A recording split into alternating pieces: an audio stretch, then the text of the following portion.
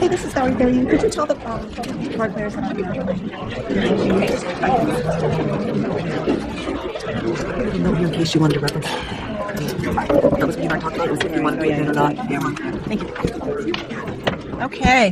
Good evening, everybody. Welcome. Thank you for joining us on this beautiful evening. We know that you're foregoing gorgeous, sunny, wet weather.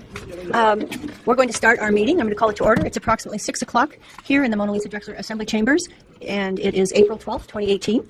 So we're going to start this evening with an invocation, and then we'll pledge allegiance. The flag is right back there behind you. So please rise with me. Thank you. And first, let's take a moment, have a moment of silence for Jerry Norum. He's a community member that recently died that was a part of our assembly and a part of our community.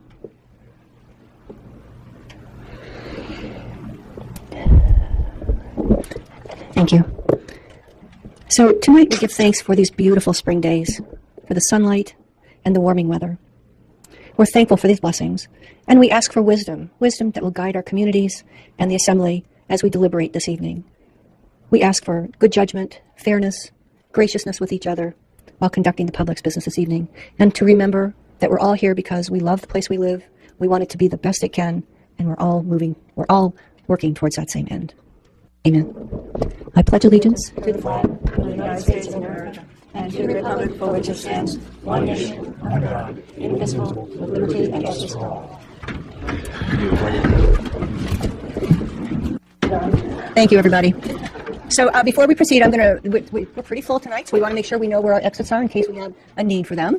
We have exits right out those double doors you came in through, and we have two single little doors here behind these two columns that are also emergency exits if we need to. Go out and head to over here, turn right, and over there, turn left.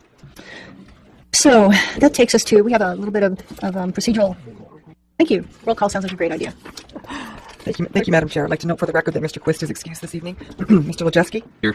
Mr. Tacky? Here. Mr. Cooper? Here. Ms. Major? Here. Mr. Roberts? Here. Mr. Gray? Here. Mr. Lawrence? Here. We have City of Fairbanks Rep. Ms. Therian? Here. And Ms. Dodd? Here. You have a quorum. Thank you. So now we're going to move on to our, we have a few procedural things to do before we get to public comment this evening. We're going to start with our consent agenda. So I'd like to know if anyone wishes to remove anything from the consent agenda this evening. Mr. Roberts? Yes. So I need to remove resolution number 2018-18. Okay, Mr. Roberts has asked to remove resolution 2018-18, which is a resolution authorizing the mayor to amend a lease on borough-owned land located in the south half of Section 14, Township 2 North, Range 1 West, Fairbanks Meridian, Old Murphy Dome Road. Sponsors Newcastle. And do you have anything else you wish to? I'd like to remove ordinance 2018-06 for rescheduling. So 2018-06. I second. On the 2018-06. I don't find a 2018-06. The item 18A. 18A. Thank That you. takes a second. Okay, thank you. So So we're moving it from consent to consider another date? consider another date. So Mr. Roberts has moved that we remove item 18A, which is ordinance 2018-06, an ordinance amending chapter 18.104 Fairbanks North Suburb Code regarding notification of rezoning, conditional uses, and variances, and amending procedures for rezoning and conditional uses permits for purposes of rescheduling. Anything else, Mr. Roberts? No? It got seconded. Yes, thank you. And that was seconded by Mr. Lejeski, I presume? Okay. Anything else anyone wishes to pull from the consent agenda? Okay. Does anyone need to declare a possible conflict of interest in any item on the consent agenda? Mr. Lawrence. Let me explain. I was mistaken when I declared a conflict in the past. I've since determined that the leasee in this matter, in the matter of the lease on Old Murphy Dome Road, was never a client of mine. He was a friend of a client of mine, but never a client of mine. Thank you. Okay. Any other conflicts of interest needing to be declared? Okay, I see none. And that will take us to citizens' comments. So we have many forms of citizens' comments, but at this time we are at citizens' comments A and B. And citizens' comments A are items that are on the agenda, but they're not scheduled for public hearing. And so that's some things like resolutions, memorandums, bid awards, unfinished business, or ordinances that are being advanced to public hearing. And then we have a second set of citizens' comments, which is on items not on the agenda. So it's anything in the world other than what's on the agenda. So we will start with, and being as we have a large crowd tonight, I wanted to let you know our how public comments work. So we have The Assembly is here to listen to comments on proposed agendas and resolutions, and we appreciate, of course, your comments and participation in the process. We work hard to be respectful of each other in this Assembly, so that's anyone that's speaking, whether you agree or disagree. And we have some basic rules for public testimony. So citizen comments and public hearing sign-up sheets were available at noon, and many of you found them. Members of the public who have signed up will be called on first in the order in which they have been signed up, and we will take comments from all other members of the public to speak after we've gone through that list. Members of the public will be given 3 minutes to testify as per code. There are 2 seats available at the table. I will call 2 names from the list to come forward. After the completion of one person's testimony, I'll call the next person on the list to come forward and take the empty seat. This will continue until all people who have signed up have testified. You'll be asked to state your name, spell your last name, and provide your neighborhood or place of residence for the record, and then your time will begin. If you have not finished when your 3 minutes are up, you will be asked to stop your testimony. Citizens giving testimony may ask questions of the Assembly members or the mayor during their testimony or on a public hearing item. The presiding officer may request an answer to a factual question from a citizen asked during the 3 minutes. Should the question and answer be useful to the item at issue or desirable for public understanding of the issue in the view of the presiding officers, Assembly members or the mayor may ask questions of citizens giving testimony.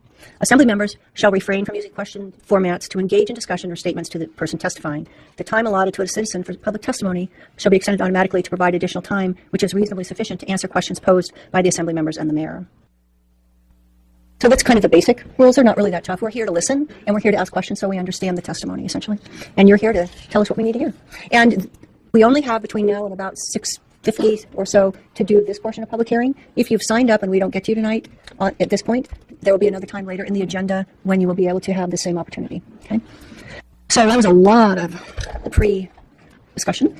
And I will now, and there are a few people that have signed up under Citizens Comment A to speak on Mary Sy, and that will be more appropriate later, just before we get to Mary Sy. So there's a sign-up sheet out back or in the hallway for the Mary Sy ordinance, and that's where it will be appropriate for you to sign up. So we first have, and I will apologize in advance, I do my best to read handwriting, but like me, I sometimes forget that someone else has to read my handwriting. So first up is Karen Clontis. Thank you. Please join us. And then Clark Milne. You'll tell me if it's Milne or Milne. I always mess that up too. So, is it Clontis or Clontis? Clontis. Please give us your, and so that we just 2 weeks ago passed a new ordinance about how we ask for information, so I may mess up. What we need you to do is give us your name, spell your last name, and your neighborhood, please. Karen Claudice, Clautice, Gina Ridge. Thank you. I urge you to vote no on Resolution 2018-18, authorizing the mayor to amend a lease of borough land on Old Murphy Dome Road from 4 years for an additional 20 years. It appears this resolution is an alternative to proposed Ordinance 2017-71, allowing direct sales of borough land. This resolution will achieve nearly the same result to make this piece of public property available to Sped's Alaska LLC in order to make a $150,000 improvement. The borough's benefit is taxable improvements upward of $350,000. Thus, the borough would gain a few thousand in taxes annually as well as nominal lease payments. That may sound okay, but it's short-sighted, gives unfair advantage to one company, and appears to ignore requirements in the Title 20 regarding the greater public good, mining claims, and third-party interest impacted by the proposed lease. Immediately adjacent to the proposed lease, Treasure Creek Partnership pays more than $30,000 annually to rent claims on which millions of exploration dollars have been spent over the years. Past production of gold and antimony on this property is valued in the millions of dollars.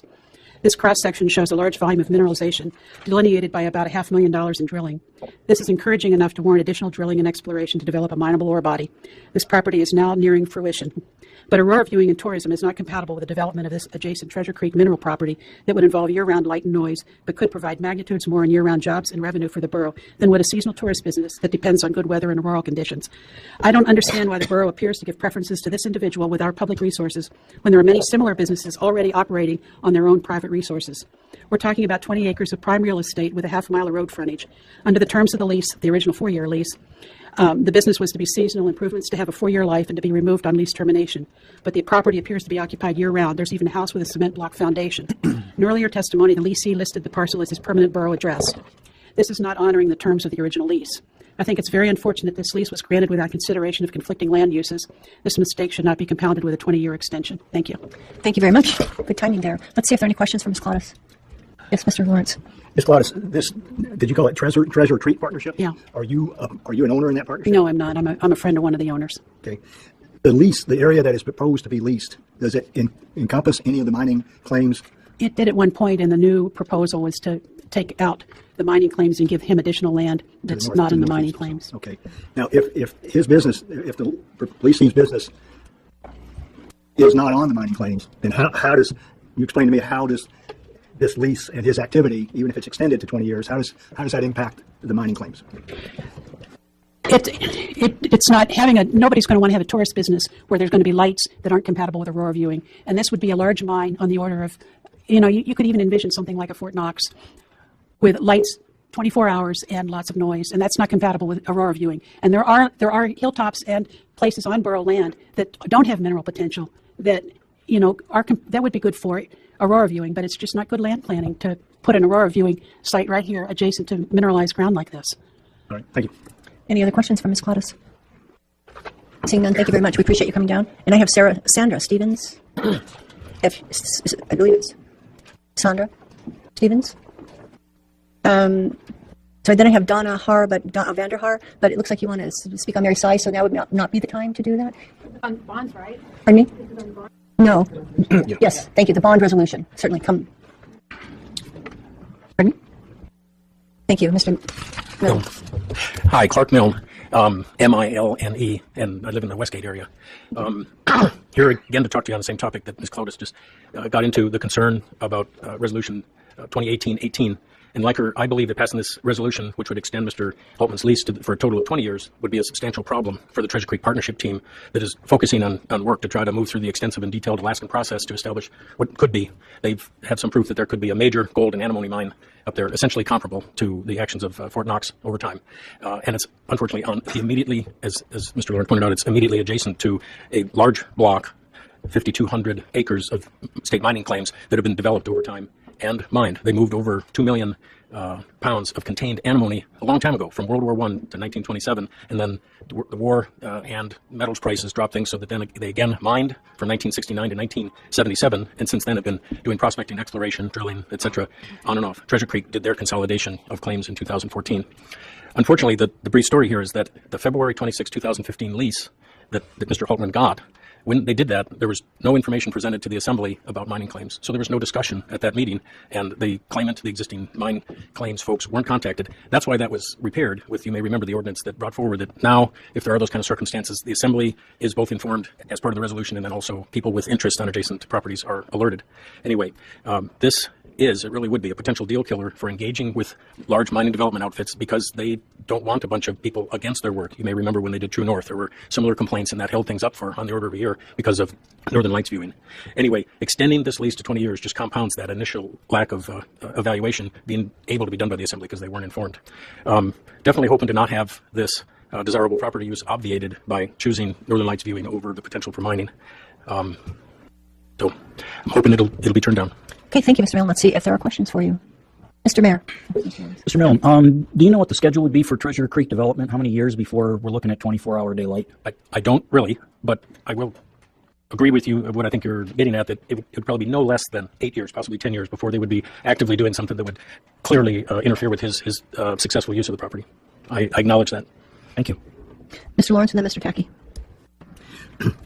And I wish I could ask the question. How you doing, Clerk? I wish I could ask a question of the attorney at this point, but I don't think I can.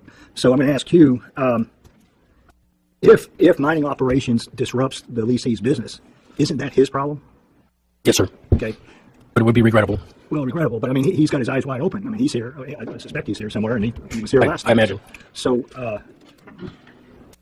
but your concern is that investors in the mining operation might be concerned that there's going to be an upset owner of a tourist business. Yes. All right. And yes. So, yeah. Okay. Well, well, it does. I'll give an attorney a warning. I'm going to ask, what would the lessee be allowed to do if the mining operation commenced operation in 8 years and disrupted his business? Well, we'll ask her. I'll ask you that question. So you got time to think about it. Mr. Tacky. Thank you, Mr. Milne. I was curious if you could explain a little further in detail about investors and not wanting to invest in it just because there's someone that has an adjacent property use. I mean, you mentioned True North. If you can go into further detail or explain how that actually is going to hinder Treasure Creek. Be glad to, and I'll be properly brief since there's a lot of people waiting on us. Instead of investors, it's more accurately large major mining corporation or operation that wants to start mining. You know that they have to move through a federal EIS, have lots of people spoken to and evaluated, and every time there's a sour note, it makes it less workable on an international scale. Gee, let's not go fight that fight, even though we know there's a really solid prospect there. The brief story on the True North was that because they were going to put in the access road that the haul trucks would run on instead of the access on the Fairbanks Creek Road, it was going to, or the owner of a Northern Lights viewing operation on Fairbanks Creek Road, raises his hand and said, gee, you're going to interrupt and there'll be noise and all that. You'll ruin my clients. And to walk that through the process took quite a bit of time. And it happened to be Northern Lights viewing, which just makes it very sensitive. Thank you. Yes, Mr. Lajewski. Could the folks with the mining operation sign some sort of contract with Spence that they would give them a certain amount of notice and buy out the lease or whatever? I believe they could. But how much does it cost? And then how does that make less, attractive being able to step into the operation of trying to move through with the mining process, the mine development process? Mr. Roberts. Are there a lot of prospects in the world that are competing with any particular mining venture? Yes, hundreds and thousands, as you can imagine. Even on the scale that this isn't some small placer operation. This would be potentially, and that's not an exaggeration. They're talking to people at mining conferences and here and in Canada, trying to have people step in and continue the exploration that was just described by Ms. Cloudis.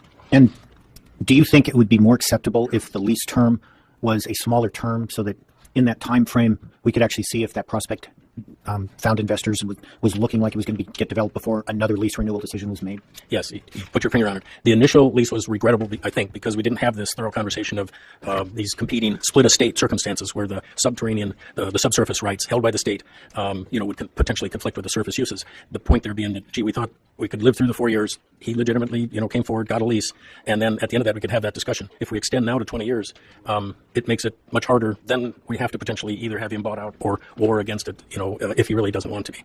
So a shorter lease would be better. Based on what you know of mining timeframes and what you were replying to the mayor, do you think that in 20 years you could easily be at an EIS and even past that point if investors were interested? Yes, I believe so, partly because of these interesting circumstances. This is only a couple miles away from Kinross's, Fort Knox. It's on essentially the same crest.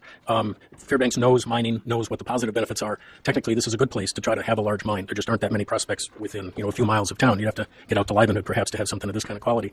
And so it would be a big difference to have someone ensconced with a nail down on the ground. And unfair to Mr. Haltman in terms of, yes, he's rationally committed now, but if he's going to spend substantial more money, it's just not fair to him to encourage him now and then turn him off later. It's better to stop now.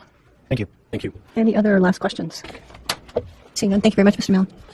Oh, I'm sorry, Mr. Wojcicki. Yeah, I had a lighting question. Yes. I guess the first one is, have you been to Flagstaff, Arizona? And then I got a follow-up to that. I have, but not close to the mines there, which I imagine is where you're heading. No, have you seen the lights there? The city lights? I haven't. Okay. I'll say, are you aware that they are very dim for the observatory there? So I guess my question is, could a mine potentially have a lower level of output of light, which would less negatively impact aurora viewing, stargazing, etc.? Probably you could do one's best, potentially even with some berms or whatever. But unfortunately, literally from where Sped's acreage is right now, and Treasure Creek having looked at where they recommend putting a pit, that it would be an open pit mine. Literally hundreds of acres of his visibility from his site is what would be pit. So there's no way to really disguise it. It really would be, and noise. And so, no, they wouldn't be able to trim down the lights satisfactorily to be able to see the northern lights. It would ruin it. Okay. Thank you very much. We appreciate it. Is Sandra Stevens in the room? Did we miss you?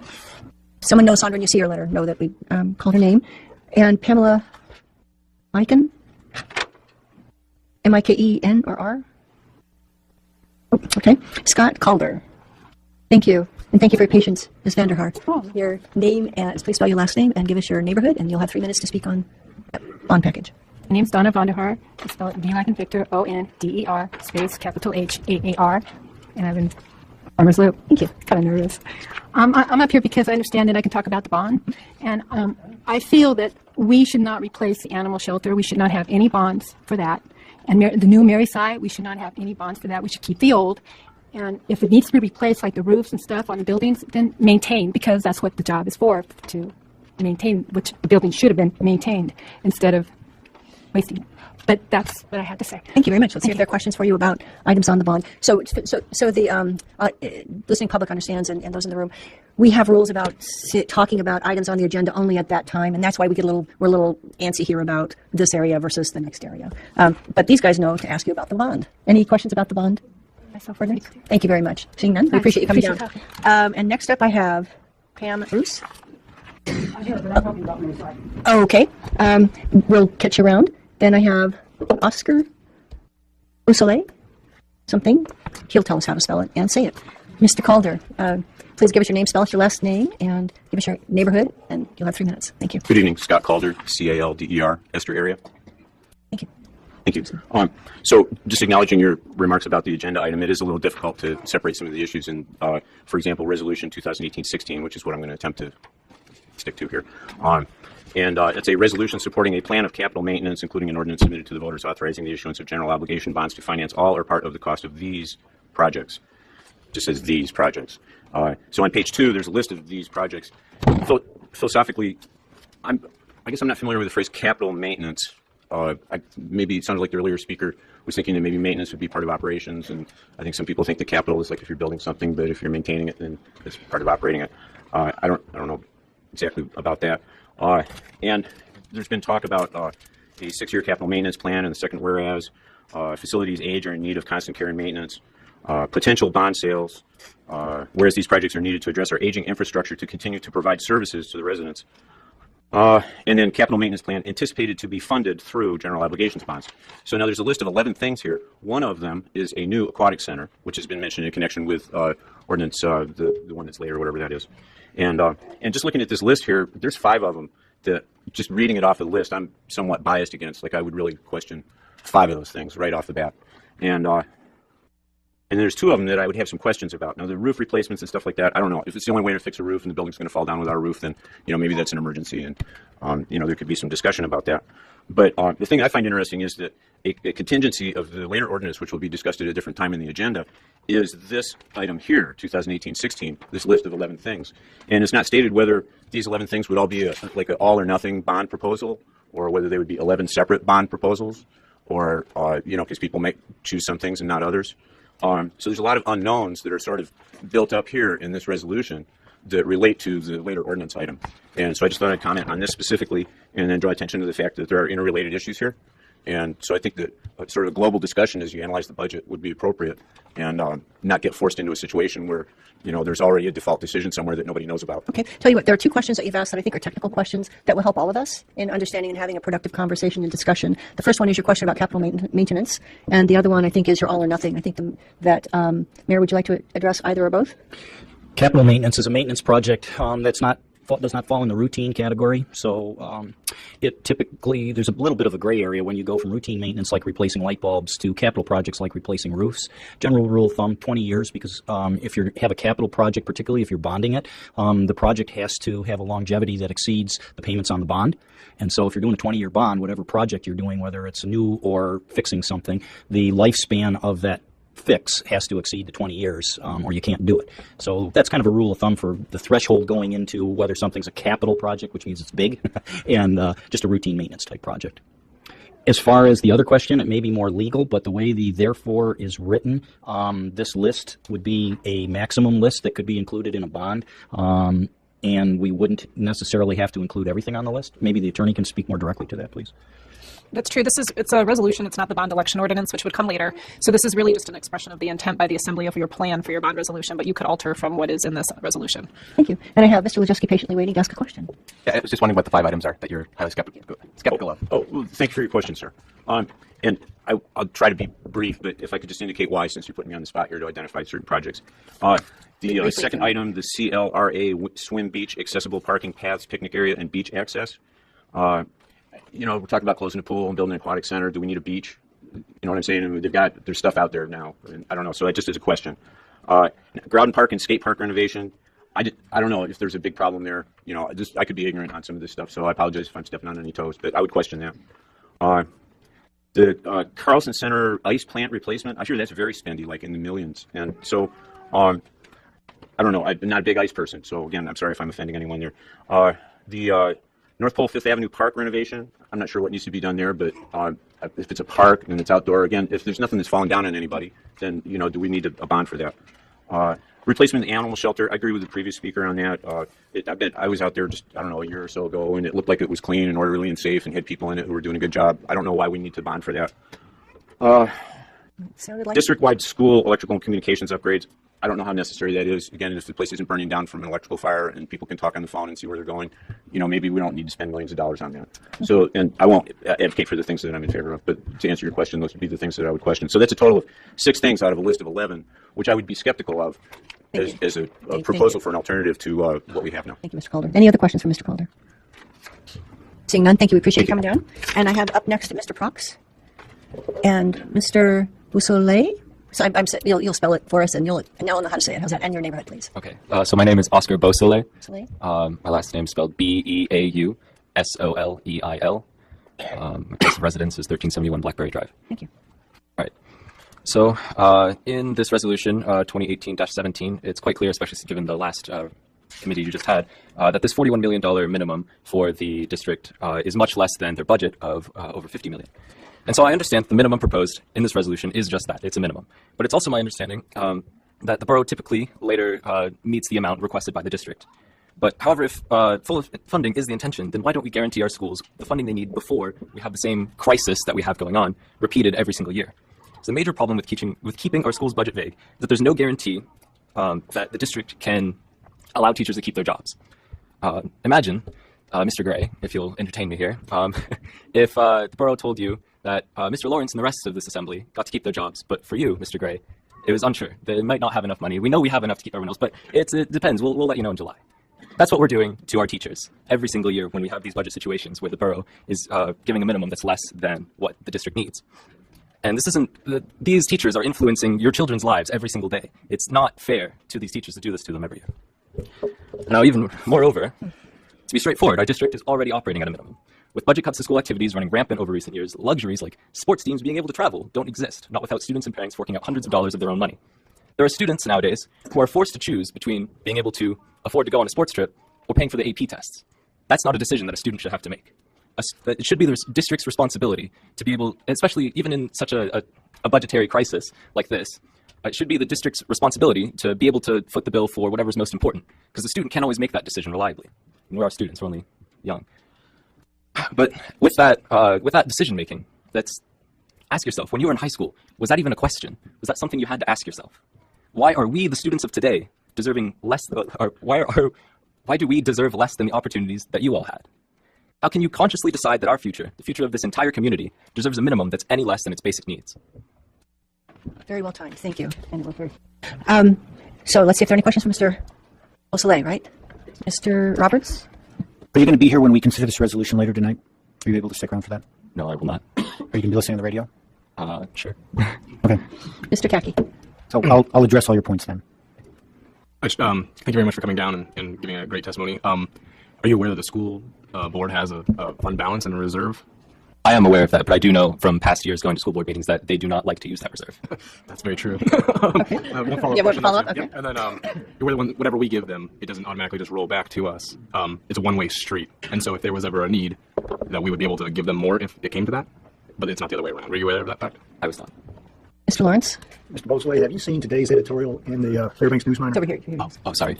Have you seen the editorial in today's News Miner? I have not. Take a look at it. Okay. We're sticking with questions. Are you aware that this assembly will pass its budget and stating how much the school district will get no later than May 12th? I do know that it's sometime later, yeah. Yeah. And are you aware that the stress and the uncertainty for teachers is because of the uncertainty of state funding, not borough funding? Okay. All right. Thanks. Any other questions for Mr. Beausoleil? Okay. Thank you so much for coming down. We appreciate you were sharing your opinion.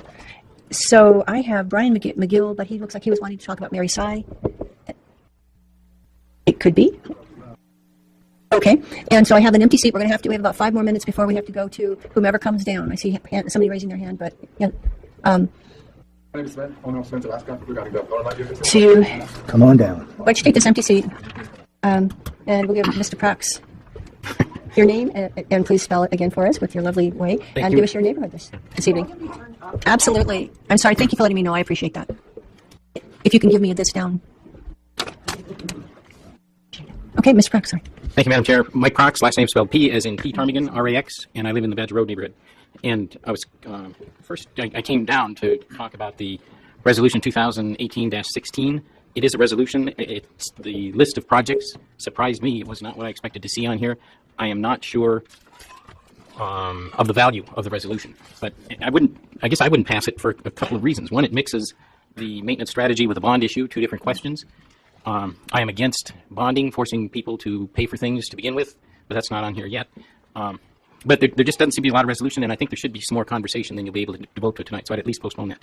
The same with this 2018-18 having to do with the lease out in the mining district.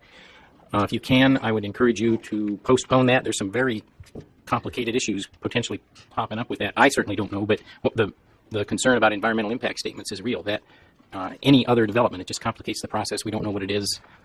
It's a bigger decision than I thought it was going to be. So I would encourage you to postpone that if you could. And then finally, I'd like to address some of the previous speakers' comments. It seems like maybe we're getting an unrealistic expectation. I went through high school in the 70s. When I graduated from Lathrop, there were 2,000 students in the school. We got along just fine. There were some temporary buildings, got along fine. I didn't go on any sports trips. Didn't have that opportunity. So no, that isn't a right to the public to provide those amenities. And that budget, just like any other part of public funding, should be open to public discussion and debate. And certainly the Assembly has to decide whether the priorities are on parks and recs or schools. That's up to you. But technically they don't have a privileged position, and you should not give them a full check. Take that off the table before you discuss other things. I don't know what the priorities are going to be, but there needs to be a little bit better understanding apparently amongst the public, and maybe the school district needs to do a little better instruction on government policy and what's your reasonable expectation from government. But anyway, keep going on that. Thank you very much. Thank you, Mr. Prax. Any other? Yes, Mr. Wojcicki. I was wondering, when you were on the Assembly, do you remember which organization had the bigger fund balance? Was it the borough or the school district? Ooh, wouldn't know. I don't recall. No. Any other questions for Mr. Prax? Seeing none, thank you for coming down. I appreciate it. I would say, Sven, you're going to be the last speaker for now. So remember, later we'll have another chance to talk about these issues. So your name and... My name is Sven Haltman, Haltmann, owner of Sven's Alaska, LLC, Northern Light Viewing Business. And your neighborhood? 720 Old Murphy Dome Road. Thank you. The property question. Thanks for your time, for my statement. In 2015, I have obtained this lease with the FNSB for 20 acres on Old Murphy Dome Road. Since then, we have been in successful business with guests from all over the world and lately the Asian communities. For the past 3 years, I've been following the guidelines of this lease and the rules and have run a transparent operation that was subject to post and pre-season inspection each year. Everything is always checked out, and to this current day, I'm in good standing with the borough. My business creates a lot of revenue for the borough and city of Fairbanks. As you know, there is an increase of tourism each year to this town who come and watch the aurora, and it's just the tip of the iceberg when I listen to my agents in mainland China, Taiwan, and the lower 48. They are paying for hotel rooms, eat in our restaurants, use public transportation, buy goods of all kinds and souvenirs, and hopefully return home with having seen the aurora and telling their friends how marvelous of a place Fairbanks is. Here are some numbers when I started with this lease. In 2015-16, the first year, we had 2,300 people. The second year, 16-17, we had 3,500 people. And last night, we just concluded the aurora season. I did all the numbers. We had 5,900 people. So with those numbers, you can see this business is a complete success, and it gives me encouragement that I'm on the right path and that the property is exactly what I wanted to. It's nothing short of phenomenal. It's really hard to find a property like this. If you would allow me to amend the lease to 20 years, I would feel confident to increase the experience for my guests and invest more money in this property. The property has so much potential, and I will follow the rules of the game as long as I'm in the lease contract with the borough. As you all know, there's a conflict with the mining industry with this mine up there. But my business is concrete. I have numbers. It's something we can all touch. We can see and experience. It's something that creates revenue for the borough at this very moment. I pay property taxes, I pay lease fees, and the whole community benefits because they all come from one reason to Fairbanks in the winter. This is the aurora borealis. Look where we were just 10 years ago. The tourism has increased in the wintertime big time. The mine is something that's up in the stars. It's not definite. Nobody knows if it even comes through. I mean, I really like that they think they will, but we just don't have any numbers. How many years have we talking about live and good? Nothing has ever happened. True North was in business, I think, from 2001 to 2004, and that was all there was.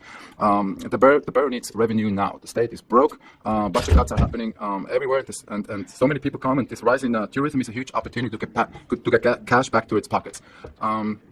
On average, a person spends $920 per visit, with international visitors about $1,600. 2 years ago, the numbers were $87 million came in through Northern Light tourism in the wintertime. And like I said before, that's just the tip of the iceberg.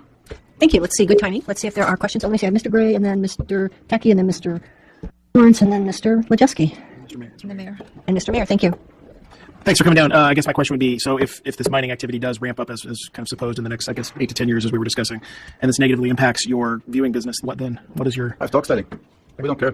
Like I can still do dog steading tourism with a mine right next door. Like so they can coexist. So you would adapt your business model. Yes, I have what I would like to invest. If I could amend this lease to a longer time, and that my investment would be secured, is into Northern Light overnight cabins. I can still run the dog steading operation. Those lights from this 24-hour mining operation that they say has the same scale as Fort Knox, I can still run dog steading and overnight in the summertime too. When there is all light in the summertime, those lights won't affect overnight in the wintertime. And so I have other venues. The Northern Light business will, I have to honestly say, I don't know the scale of this mine, but that probably will be shut down.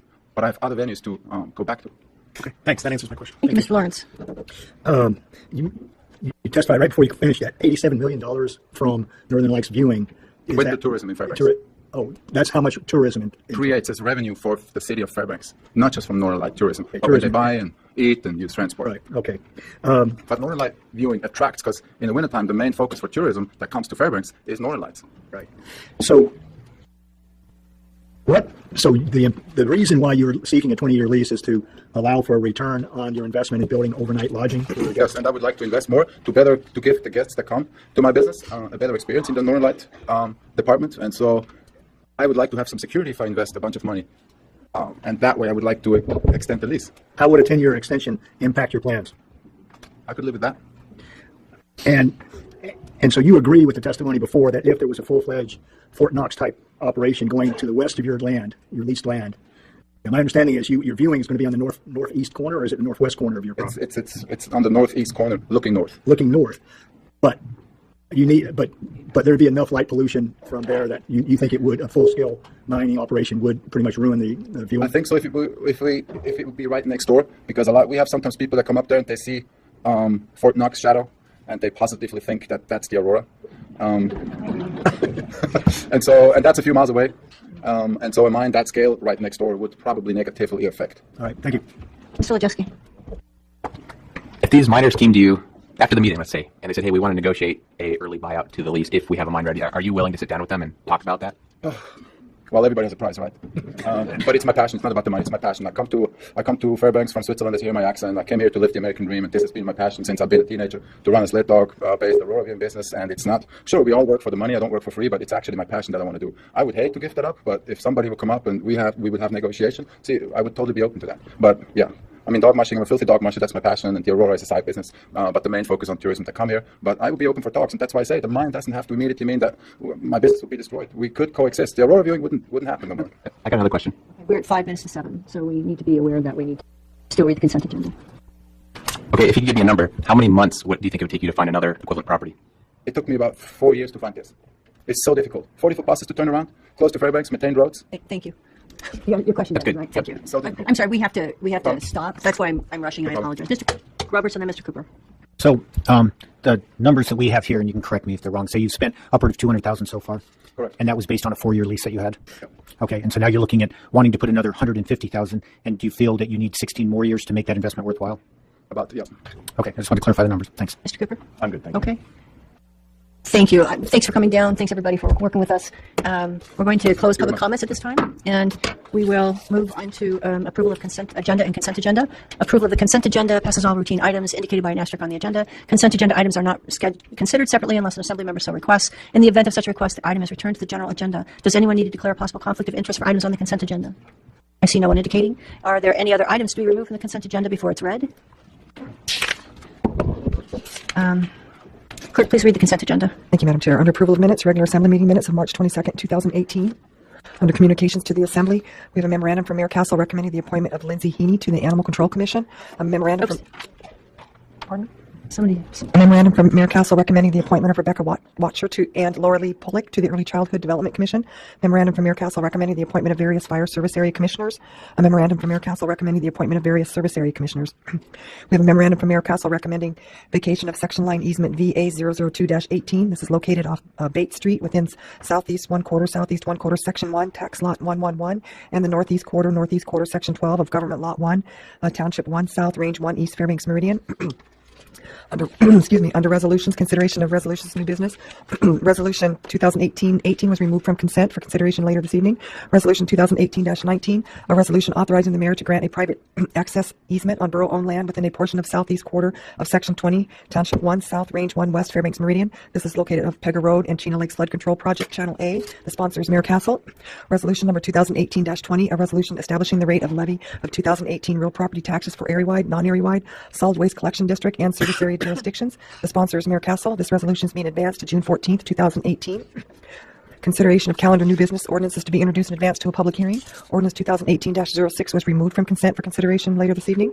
Ordinance number 2018-11, an ordinance amending the Fairbanks North Star Borough Code 3.24.050A regarding Assembly Road Service Area Committee. The sponsors are Assembly members Roberts, Gray, and Cooper. Were referred to the Committee of the Whole on April 19th, 2018, advanced to April 26th, 2018 for public hearing. We have ordinance 2017-20-1Y, an ordinance amending the fiscal year 2017-18 budget by appropriating $4,605 in federal pass-through grant funding to the Special Revenue Fund for the attendance and travel of one Fairbanks North Star Borough employee and one Historic Preservation Commissioner to the National Alliance of Preservation Commissions Forum in Des Moines, Iowa. The sponsor is Mayor Castle. Refer to the Finance Committee on April 19, 2018, advanced to April 26, 2018 for public hearing. And we have Ordinance 2017-21Z, an ordinance amending the fiscal year 2017-18 budget by appropriating $20,000 in state grant funding to the Special Revenue and or Capital Project Funds for equipment purchases, maintenance, and training for the Fairbanks North Star Borough Hazardous Materials Response Team in support of maintaining and expanding oil and hazardous subsistence spill response capabilities throughout Alaska. The sponsor is Mayor Castle. Refer to the Finance Committee on April 19, 2018, advanced to April 26, 2018 for public hearing. We have Ordinance 2017-20-2A, an ordinance amending the fiscal year 2017-18 budget by appropriating $30,460 from the Vehicle and Equipment Fleet Fund unrestricted net position for equipment lease payments and appropriating $63,050 from the non-area-wide fund balance for a contribution to the Vehicle Equipment Fleet Fund unrestricted net position to cover vehicle replacement charges on an ambulance not included in the budgets for fiscal years 2015-16, fiscal year 2016-17, fiscal year 2017-18. The sponsor is Mayor Castle. Refer to the Finance Committee on April 19, 2018, advanced to April 26, 2018 for public hearing. We have Ordinance 2017-20-2B, an ordinance amending the fiscal year 2017-18 budget by reappropriating $87,083 from the calendar year 2009 Land Development and Sale Program to the Land Survey, Sampling, and Cleanup Projects in the Capital Projects Fund and or Multi-Year General Subfund. The sponsor is Mayor Castle. Refer to the Finance Committee on April 19, 2018, advanced to April 26, 2018 for public hearing. And then we have 2018-20, an ordinance appropriating funds as listed for the fiscal year beginning July 1st, 2018, ratifying fiscal policies and user fees, and levying taxes. The sponsor is Mayor Castle. Refer to the Finance Committee on April 14th and April 21st, 2018, advanced to May 3rd, 2018 for public hearing. And that concludes your consent agenda. Thank you, and I want to let the Assembly know that that item 17A was mistakenly left off the consent agenda, and later this evening when we get to that item on the agenda, I will ask for a motion to refer the ordinance as noted. With that said, Clerk, if you have a voice left, would you please... I'll need a motion to approve. I need a motion. Thank you. Agenda, consent agenda. Thank you. Boy, it was moved by many and seconded by Mr. Gray. We'll give it to Mr. Lawrence. Thank you. Is there any objection to the consent agenda as read? Seeing none, it's approved. And with that, we are... Yeah, I think we're moving into our public hearing. I don't think I need to use the gavel. We are now to item 12, reports from representatives. And we'll start with our City of Fairbanks representative, Ms. Therian. Thank you. It's a pleasure to be here again. We were very thankful that the Mayor Castle came to the City Council meeting and spoke to us at length about the issues that are facing the borough, and we appreciate him coming.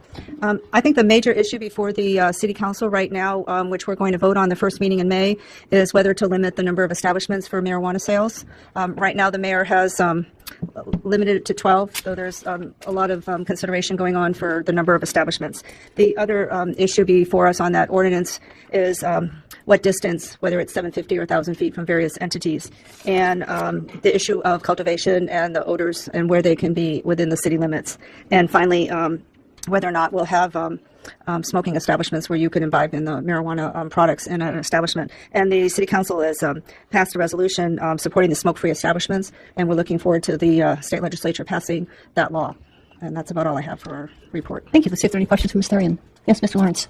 Ms. Therian, as far as the ordinance or the consideration of distances from sensitive uses for marijuana establishments, does the city utilize the borough's community planning software that will indicate how on a map how far a 750-foot or 1,000-foot distance, how that impacts the city and what areas are available and what areas are not? I believe that the mayor has reduced it down to 750, and that's a question of as to how we're going to measure that. So some people on the City Council want to stick with what the borough has in their ordinances, and it's a question. So, all right, thanks. Any other questions for Ms. Therian? Seeing none, thank you for joining us this evening. We appreciate it. Mr. Skips, welcome. Thank you. And so now we'll turn to our report from City of North Pole Representative, Mr. Skips. The City Council, we have nothing at this time to report. Thank you. Okay, thank you. Any questions for Mr. Skips' very succinct report? Seeing nothing, thank you. We appreciate you being here. And that takes us to the School Board Representative, Board President Ms. Haas. Welcome. Thank you. Any comments? Just real quick, Monday evening, the school board will have a work session touching in on our strategic plan. As some of you have heard earlier this evening, it's a driving document for our district. So every year we look at it to see if we need to make any adjustments. We just recently got the list of BP Teachers of Excellence, and we appreciate BP's sponsorship of that. They will be honored on April 24th at a ceremony put on by BP. The Fort Wainwright Garrison Commander is hosting Earth Day on April 20th, Friday, April 20th, from 9 to 2 at the gym on Fort Wainwright. And it's always a great event that provides lots of opportunities for the public to get involved. And as board members, we often attend that and have a good time interacting with that project. And then coming up, we have graduations, which are always the best part of being on the school board. I think at the end of the year when we get to shake hands with every student who has received a diploma, walk across the stage at each of our schools. And then I just also wanted to let the Borough Assembly know we appreciate your change in not requiring addresses for the record, and we too are making that adjustment at our next meeting. Since we don't specifically deal with regions or neighborhoods like you guys do, we're just asking for people to give us their city of residence. But in today's day and age, we heard about it and found it commendable and decided we were going to follow your footsteps. So thank you for leading that charge, and that is all I have this evening. Thank you. Let's see if there are any questions for Ms. Haas. Yes, Mr. Lawrence. Ms. Haas, did you read the editorial in today's Newsletter? I have not. Okay. Well, I'll just say this much. The questions asked in that editorial will be asked of you and the school board next week. Any other questions for Ms. Haas? Seeing none, thank you for joining us. We appreciate it. And your role as board president. Okay, that takes us to special orders, and we'll start with ordinance number 2017-20-1W, and that is an ordinance amending the fiscal year 2017-18 budget by appropriating $4,800 in federal pass-through grant funding to the Special Revenue Fund to send 3 borough employees to the Managing Floodplain Development through the National Flood Insurance Program course in Anchorage, Alaska. The sponsor is Mayor Castle. It's on page 92 of our packet. Mayor Castle, do you have a staff report? Thank you. We do have a staff report, and our Community Planning Director, Christine Nelson, is here to give you that report. Thank you. I'm kind of buried back here. This is ordinance appropriating approximately $4,800. These are federal pass-through funds, and the reason that they're estimated is this is reimbursable travel funds. So until the receipts are turned in, we won't know the exact amount. This does allow 3 community planning front counter staff, 2 current planners, and the permit tech to attend floodplain management training and to get certified as certified floodplain managers. This free training is offered by FEMA every couple of years in Anchorage. It has not been available here in Fairbanks, to my knowledge. The benefits of this training is that to better serve the public, it increases floodplain knowledge of department staff. It ensures that the public always has access to trained staff with floodplain expertise. It gives us more flexibility of our resources via cross-training and 3 more certified floodplain managers in the department. And last but not least, it is free to the borough. So that concludes my staff report. Thank you very much. With that, we're going to open public hearing, and this is hearing on ordinance 2017-20-1W, which is federal grant funding for floodplain training. And I have 2 people signed up, Mr. Prax and Johan Heidi, perhaps? H-E-I-D. Is there anyone else that wishes to speak on the floodplain grant? Thank you, Mr. Prox. Your name and address and neighborhood, please. Thank you, Madam Chair. Mike Prox, last name spelled P as in P Ptarmigan, R-E-X, and I live in the Badge Road area. I just wanted to point out that it was mentioned at the Finance Committee meeting and again tonight that this is free training. And it is free from the perspective of the organization borough, but it is not free from the perspective of taxpayers. It's de minimis, certainly, from the federal perspective, but there's lost work days, days that could be spent doing something else. That's an investment that the taxpayers make in borough employees. So it's not free. It takes somebody's time to do that. And I'm not sure that it's necessary. As I recall, there was 4 or 5 people certified now, and I don't know that really is, though it's free training not paid for the training, I don't know that it really adds value to the taxpayers from the perspective of the lost work days. So I'm speaking against this ordinance. Thank you. Let's see if there are questions for Mr. Prax. Seeing none, thank you for coming down. We appreciate it. Does anyone else wish to speak on this ordinance? Seeing none, I'm closing public hearing. Look for a motion. Second. Been moved by Mr. Cooper, seconded by Mr. Lawrence. Assembly, yes, Mr. Roberts. So questions of staff. Is this grant, can we only use this grant for floodplain training, or is it more open-ended than that? It is actually only for travel to the training. The training itself is free. So this reimburses for airfare, ground transportation, and hotel. Okay, but it's specifically for the floodplain training. Exactly. Okay, and then I guess I'm curious. You mentioned, if I got the numbers right, that 6 people had taken this, and we had 3 more. These 3 would make it up to 9. Yes, that's correct. Have those 6? Is this all that's needed for the certified floodplain managers exam? And have the other 6 taken that and passed it based on the training that they took? Yes and yes. So this training is the basics for the exam. You can take it without the training, but you're probably not going to pass it. And yes, all of the 6 who took it took the training and then subsequently took the exam, most directly after the training. A couple of us had some lag because we couldn't get the test locally. Thank you. And now I have Mr. Lawrence and then Mr. Tackey. Ms. Nelson, including travel and taking the training, how many days will those 3 employees be out of the office? 5. Mr. Tacky. I just want to comment too on Mr. Prax's point of the fact that there is a cost associated with it, but I see a huge benefit in employee retention and training and building up our personnel. So even though there is a minor cost of a week spent at training, I think it's an investment that we should make. Any other comments, discussion, debate? Seeing none, clerk, I think we're ready to vote. Thank you, Madam Chair. Mr. Tacky? Yes. Mr. Roberts? Yes. Mr. Lajewski? Yes. Mr. Cooper? Yes. Ms. Major? Yes. Mr. Gray? Yes. Mr. Lawrence? Yes. Ms. Dodge? Yes, would anyone like to change their vote? Seeing none? 8-0. It's adopted 8-0. And that takes us to ordinance number 2017-20-1X. And this is an ordinance amending the fiscal year 2017-18 budget by reallocating $292,807 and by appropriating $2,465,000 from the Facilities Maintenance Reserve to the Capital Projects Fund for various borough-wide facilities projects. The sponsor is Mayor Castle. It's on page 98 of our budget, or of our packet. There's a proposed substitute by Assemblymember Robert in the yellow folders, and there is additional information in your yellow folders. And we'll start with a staff report from Mayor Castle. Thank you. And thanks to everybody for being here tonight. I truly am pleased that the public's engaged in this discussion, and I think it's important that we all understand the position that we're in. I've been trying to get information out on this for some time. I've been working on it over a year, and we have a better turnout tonight than we've had at any other function that we've hosted in this topic. This is the most challenging and personally difficult staff report I've ever given in my life. I'm a builder and a constructor by trade, and more so by passion. This is a long-range plan that moves us forward, but not without some pain and compromise along the way. First, to the Assembly, I ask you, and I highly recommend you make no final decision tonight. By that I mean you do not have enough information to make a truly informed decision at this time. I ask you to approve this ordinance as it is, which is not a final decision. I will not and cannot demolish any facility without coming back to you at least one more time. And through the budget process, you'll need to approve the overall plan because there's more pieces to this puzzle in the budget, which starts on Saturday, as you're aware. If you withdraw the money for the demolition of Mary Sy, you'll need to add money to other areas of the budget to operate it, as well as additional funding for maintenance and construction. That's not in my proposed budget to you. How much money and what budget cuts that represents depends on the specific plan you formulate for the building going forward. But you would be stuck and bound with these unknown costs because the building could not come down this year without taking this limited first step tonight. We talked about this at the work session and the timing of the process to be able to do that this year. We have to start some paperwork process, but no physical process, and we could stop it as part of the budget process with essentially no cost to the borough. So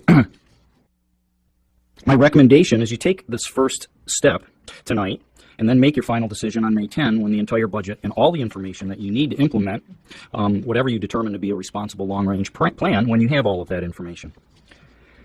This decision that's before us, and I'm speaking specifically to Mary Sy because it's obvious that's what folks want to hear about tonight, this decision is not about a single building or a pool. The decision is about maintenance of our entire inventory of buildings. It's about in-house maintenance, contractual maintenance, capital construction, operating costs, and demolition.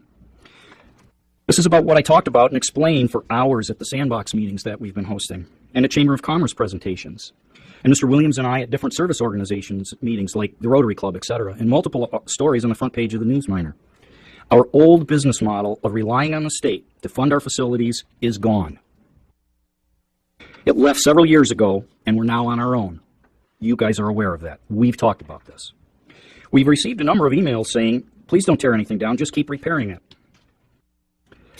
We don't have the money to do that. That is not a possible option. We've explained all the numbers for some time. The hole we've been digging by not maintaining and deferring maintenance on our buildings, not just Mary Sy, but we have 217 buildings. Every one is behind schedule on maintenance, many of them close to catastrophic, and issues with them. We have to address this issue. That is our entire inventory, not just this building.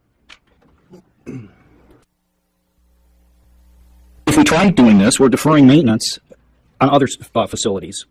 That's the old business model. That's what put us in the fix. That's what got us where we are. We're just digging the hole deeper. We're kicking the can down the road. That's the approach that Juneau's taken. And everybody on this assembly has been complaining about it and saying it's irresponsible for Juneau to do that. They have to address it. They've been kicking the can down the road. Well, you're right. It is irresponsible. So why are we talking about doing it? We got to stop kicking the can down the road. We're digging deeper still. It's critical. The public doesn't really understand the financial crisis we're in. I've been trying to get the message out, but I haven't. As many times as it's been in the paper and the meetings have been hosted, we've never had a crowd this big. This is what happens when the results hit. And if you think this is a crowd, wait till we start talking next year about more buildings, because we've got a list. This is number one. I agree. I have told you folks We're better off working through the whole budget to understand this whole project so that you can make a well-informed decision on where we go forward. And that's why I'm asking, don't make a final decision tonight by taking this out. That ends the project, and that does make it impossible to do this. But we should talk about it more through our budget process. The question is not, should we demolish Mary Si? That's really not the question before us. The question is, what building or buildings should we demolish this year? You choose. If you can come up with a better plan, go for it. And I hope you can. I can't. I've tried.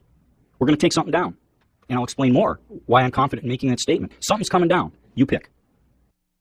What do you prefer we demolish? This is one proposal to move all of, there is a proposal, one proposal to move all the funding in this ordinance to work on Mary Si. We can do that. Well, that could be done. And we could extend the life of Mary Si about a year, year and a half, maybe 2 years. But to do that, you're removing the funding for Pioneer Hall and Westcott Pool that's in the same ordinance. Pioneer Hall roof is 50 years old. It has structural issues, and we've been deferring it for several years. We haven't been able to come up with the money to do that. Last year, Dan Sloan personally inspected the roof and said, we must, in big letters. He got kind of rude in my office. He likes to do that because I deserved it, because I was trying to defer maintenance more. And he said, we must replace this roof within a year or it's going to start leaking and or cave in. Got a phone call 5 days ago. It's leaking. It's a serious safety issue. If we don't fix it, we got to close the building. So if you move this money over to Mary Si, we'll keep Mary Si open for a year and a half, give or take, and we'll close Pioneer Hall. By the way, the Westcott Pool money, we got to fix Westcott Pool. It's going critical. We've got to put millions in the next couple of years into that building or it's going to close. And there's over $1 million in this. So if you move that money now and hope to fix it next year, A, you're kicking the can down the road, and B, you're not going to have the money next year because next year we're going to have to fund another couple million for Mary Si if your intent is to keep it open until we get a new structure to replace it. So when you try to come up with that $2 million, it won't be going to Westcott. It also won't be going to the other buildings that I'm planning on bringing to you next year because this is just this year's list. And so next year's buildings will get kicked down another year. And you know what? I'll bet a large amount of money they won't be standing by the time we get to them. That's the nature of these things. The money's earmarked for other facilities. One of the next top ones on the list is Hammy. So we could keep Mary Si open with this proposal, or you need to close Pioneer Hall and then pick Hammy or Westcott. Which one of those you want to close down? And then start looking at the list because we've got a number of different lists here. You could start looking at this list because we're going to be talking about more of those buildings in the very near future, coming into next year. So other structures are going to be coming down one way or another in the near future, whether we take them down or they cave in, like the Masonic Temple. I know these are difficult decisions. They're going to even get more difficult if we don't start addressing it. It's going to be a new mayor that'll deal with it next year, but I'm not going to pass the buck and I'm not going to behave irresponsibly and I'm not kicking the can down the road. I have a plan. If the bond package passes, then fewer buildings would need to come down because we'd have more money to address the list of buildings we're trying to work on. If the community doesn't approve it, we're going to have to take more buildings down. Plain and simple. Got a tax cap, don't have money. The only way to get more is with a bond package. Don't get more money, take down more buildings. The math's pretty straightforward on all of that, but it's the choice of which buildings are going to come down that's difficult. Math's easy. But there's people that are impacted dramatically so by every single building in our operation. They're all loved and utilized. It's just a different user group. You don't see a lot of hockey players in the room tonight because we're not talking about the Big Dipper yet. So we'll just pack the place with different user groups because everybody loves our facilities and they have value in our community. The question isn't whether or not a bond package is going to pass or not. It's totally irrelevant. A bond package is irrelevant to the fact that Mary Si needs a lot of work as these other facilities, and we're trying to go with the most fiscally responsible plan to deal with the whole package and see how we're going to work our way through this. So if you decide to not close Mary Si, tell me what your preference is. Tell me what building you do want to close. I'd love to find a better plan. I really would. But I got to balance the books. I chose Mary Si because it's the oldest building that we're looking at. Although we are also looking at the Riverboat in Indiana, which is another 30 years older. But anyway, as far as buildings go, Mary Si is the oldest. It services the fewest number of patrons. As full as this room is, we have more patrons using a lot of the other buildings that are on the list. It needs the costliest repairs. It has the highest operating subsidy. We spend more keeping it going for every use. I gave you numbers on that last week. And it has the least return on our repair investments. So putting millions into it and then closing it is not a wise investment. So I understand how painful this is to folks. And I know that if we do close it, there are some other options available for some of the services that are happening there, and they're not as good. Pool temperatures aren't as appealing, et cetera. I totally understand that. Some of the other buildings that we're talking about closing, there is no other option. Program's over. Done. Gone. This one, there's modest options available. There have been a few letters published recently describing anecdotally repair work and construction projects. I'd like to provide a little bit of a historical summary of this facility with exact, accurate numbers. The building was constructed in 1950. The YMCA owned it until 1978 and operated, and surprisingly or not, they weren't financially solvent with the building, and we inherited it at that time. There was a significant remodel done in 1980 by the borough. A significant remodel 38 years ago. It was a state grant for $100,000. They put $850,000 in construction into the building, the remodeling part of it. The rest of it was design, management, and whatnot of the $850,000 construction cost. And it was projected to be a 4 to 6 month construction project. So it wasn't a total rebuild of the building. It was $850,000. In today's dollars, that would be a $2.5 million project with inflation. Since that time, we've been doing, and you have a memo with all these numbers if you're interested in tracking any of it, and I have some summaries for you, but the list that you have is every maintenance project that has happened at Mary Si since 1984, when we started with maintenance projects after that remodel project of 1980. When you look at the list, we spent $2.5 million in that time in maintenance on the building. And while $2.5 million sounds like a lot, you're talking over 30 years worth of maintenance. And as you're aware, when we talk about maintenance on a facility like this, you should put 4% of the value of the building into maintenance each year. So if we were to be keeping pace with maintenance, we wouldn't have spent $2.5 million. We should have spent $17.3 million. This is typical of all of our buildings. That is the rate at which we've been maintaining them historically, and it is not adequate. It has not been adequate, and we have to change the way we do business. A number of folks have looked at the Bettesworth report, and it's creating significant confusion and misunderstanding. So looking at the Bettesworth report, first, the report is a standalone report that assumes we have no other buildings to maintain and no other buildings in a similar condition, and we could focus on repairing one, not looking at fixing all of our buildings. And if we wanted to do that, we could do that. Like I was saying, we could move all this money into this project. The problem is then we have other buildings that fall down, and that's why I'm saying pick one. Secondly, more importantly than that, this isn't a complete building investigation. We didn't ask Bettesworth to look at everything in this.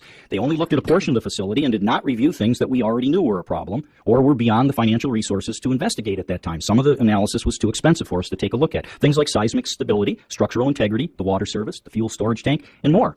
We know we have issues in these areas. This report does not address them, other than in multiple places it says you need to do more analysis on this. You need to study this. You need to look at that because we're seeing issues. You better address them. So the money's in here to do the study, but there's no money to do the fix that they're telling you you're going to have to fix this other stuff. So the total dollars that are indicated in here are not the total repair cost for the building. And whether or not it makes sense to repair the building, because the determination that's listed in here, it says if you do the work that we're telling you to do in here, it does make sense as a standalone facility to do that work and repair it. But again, that isn't really the whole list of things that we do. The report identifies a whole bunch of stuff in here that needs to be taken a look at, as I was mentioning. Things like perform a hazardous material survey report for this facility. There's a likelihood asbestos and or lead paint is an issue.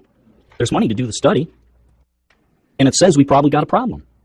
You know how these things go. We're going to spend a lot of money on that. Not in here. Can't tell you how much till we do the study, if we want to spend the money on the study. It says perform seismic study and design and install supports for mechanical equipment and systems. There's money in here for the study, not to do the work. Unknown, so seismic supports for the ceilings. Kind of an important thing. Unknown. Due to the age of the installation, it is unlikely compression struts and lateral bracing are installed to current practices for high seismic activity. In other words, they're suspicious it's not going to meet seismic standards. Money to study it, no money to do it. The list keeps going on and on. You know, detailed investigation is required to determine the precise extent of the pan decking, the rust, some of the structural steel, the pan decks, the stair pans. They're all rusting. Need to investigate. Here's how much it'll cost to investigate. No money to fix. Another topic, structure. Due to the age of the construction and original design codes, the structure will not meet current seismic code requirements. Will not meet current. So are we not going to worry about that? Is that a risk? Doesn't meet seismic codes. It says so. No money to fix it. Can study it. Replace the mechanical systems. There's no room to do that. We've got to replace mechanical systems. So we're going to convert the weight room into a mechanical room. And if you still want to keep the exercise weight room, then you need to put an addition on the building. No money for that. Just identifying that this is money to do the mechanical system, but not the extra space to maintain the services that we have there. The list goes on. I won't keep boring you. The point of all of this is folks are just looking at the recommendation that if you did the work in here that they have identified for money, it makes sense to keep this building going. But they don't say that at the cost of demolishing a different building instead, and they don't include all of the work. There's a summary in here also. It's kind of difficult to understand, but it's on page 27 if other folks in that. You did have these reports, and they were sent to you electronically also. folks are looking at this and saying, well, it says there's numbers in the first and second columns that would indicate it's about $1.8 million to keep the building going for the time period to get us to a new aquatic center, except that those are just the basic construction type costs. You need to add columns 5 and 6 into that equation, which is another 45% or another $820,000 and change. You also need to put the engineering fees and the administration fees in. It's another 21% or another $500,000 plus, and it takes the total to $3.2 million, according to the Bettesworth report. It's not $209,000, it's $3.2 million to get us to a time period where we might have a replacement facility available. That's a big number, and it only accounts for the work that's in the report. And we know there's a lot more. I can tell you right now, the water main used to be 4 inches. The corrosion inside, we scoped it like 6 years ago we did, and it was down to 2 inches. So the flow rate's not what it used to be, quite obviously, and it's more than cut in half because it's not an arithmetic equation. And we have to replace it because there's concern over what's the flow rate. Will the fire suppression system work at that flow rate if there's a fire in that building? We need to study that and or just fix the water main. It's a big bill. Not in the numbers in the report to do any of that. We didn't ask them to look at it. We already knew we had that problem, and it was outside the building. So it's getting to be obvious we've got this huge problem on our hands. We're going to have to do all the work in the report, plus the work that's discovered when we do the research that it's suggesting that we do it. And we're going to need somewhere between $4 and $6 million worth of repair work to keep the building going till there could be a new aquatic center available. Somewhere between $4 and $6 million. Let's be optimistic and say it's 4. What the heck? We're also going to have to pay $723,000 a year. That's the subsidy of that facility to operate it. That's what we're currently paying to keep it open, the staff time, the utility bills that are big, et cetera. So that adds another $2.2 million to the equation on top of the somewhere between 4 and 6. That's a pretty significant chunk of change. So my proposal is what's before you, which is a whole plan. It is the cheapest way out of the issue with Mary Sy Rec Center, and I know that sounds crazy to say building a $35 million aquatic center is the cheapest way to go. That's a big bill, $35 million. I get it, but it saves the taxpayers money when you look at the money we're going to spend over the next 10 years. Okay, let me give you some numbers. One of the suggestions is just keep repairing this building. Okay, we could do that. We can just keep repairing Mary Sy. We also have to then keep repairing Hammy. Also, because the aquatic center would replace both of those facilities, not just Mary Sy. So it is slated over the next 6 years to have $6.8 million of capital construction. We talked about what capital construction is. It's also going to require maintenance, kind of maintenance that we haven't been doing. That's going to be another $5.5 million in just general maintenance on the building because of its age. That's the prediction on it. Hammy Pool is over $8 million in capital work, another $7.8 in more routine maintenance. And the operating costs, because keeping these two buildings operating them, we're going to have to do operate both of them, and the plan is to only operate one of them. So the additional operating costs to keep both of them going until an aquatic center would be here is another $7.2 million. This is over 10 years, the cost. So the cost for those two pools under that scenario over the next 10 years is $35.5 million, plus any of the unknown costs that we've talked about that we don't know, the surprise projects after we do some more of this research. So it's $500,000 more and unknown costs, and this is the cost I really don't like. Because we're going to be spending $15 million of our capital money on that project, that means we're not going to do $15 million of work on our other buildings that are in catastrophic condition. Pioneer Hall, the Riverboat, Dipper, the list. Look at the whole list there. There's a lot of them. So which ones on that list? That $15 million is a lot of repair work we could do on that list and keep 3 or 4 other buildings going that are now going to get torn down because they're in that condition. That's a big cost to doing this. Another plan is to operate each pool individually until they fall down, essentially. Over the next 10 years, we're going to do $4 million in maintenance in the short term, 3 to 5 years, and at some point in time, we're going to be replacing the building. A straight-up replacement of Mary Sy is $13.9 million. Hammy is going to be 4.3 in the short-term construction projects, and then it's going to be 19.7 to replace it. So the total there is $41.9 million, plus the unknowns and higher operating costs when we're done. So if we do that, we're going to have 2 individual pools that are going to have a lower level of service than a new aquatic center would have, and it's going to cost us more money to operate it, and it's going to keep escalating for who knows how long. And the number that I don't like is $8.3 million of lost maintenance money going there that can't go into other buildings. So, pertinent to this, I have a paragraph left.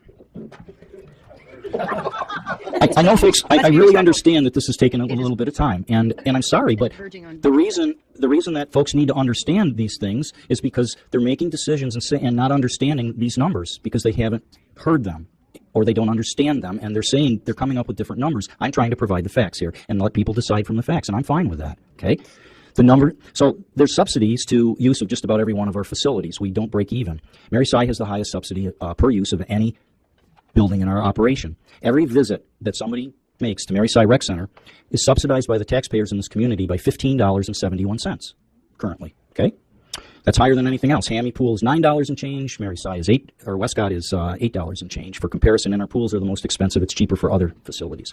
If we invest the millions of dollars in keeping the building open, it's going to increase that subsidy depending on how many surprises we find when we do the construction work. The subsidy is going to come to the neighborhood of $50 a visit.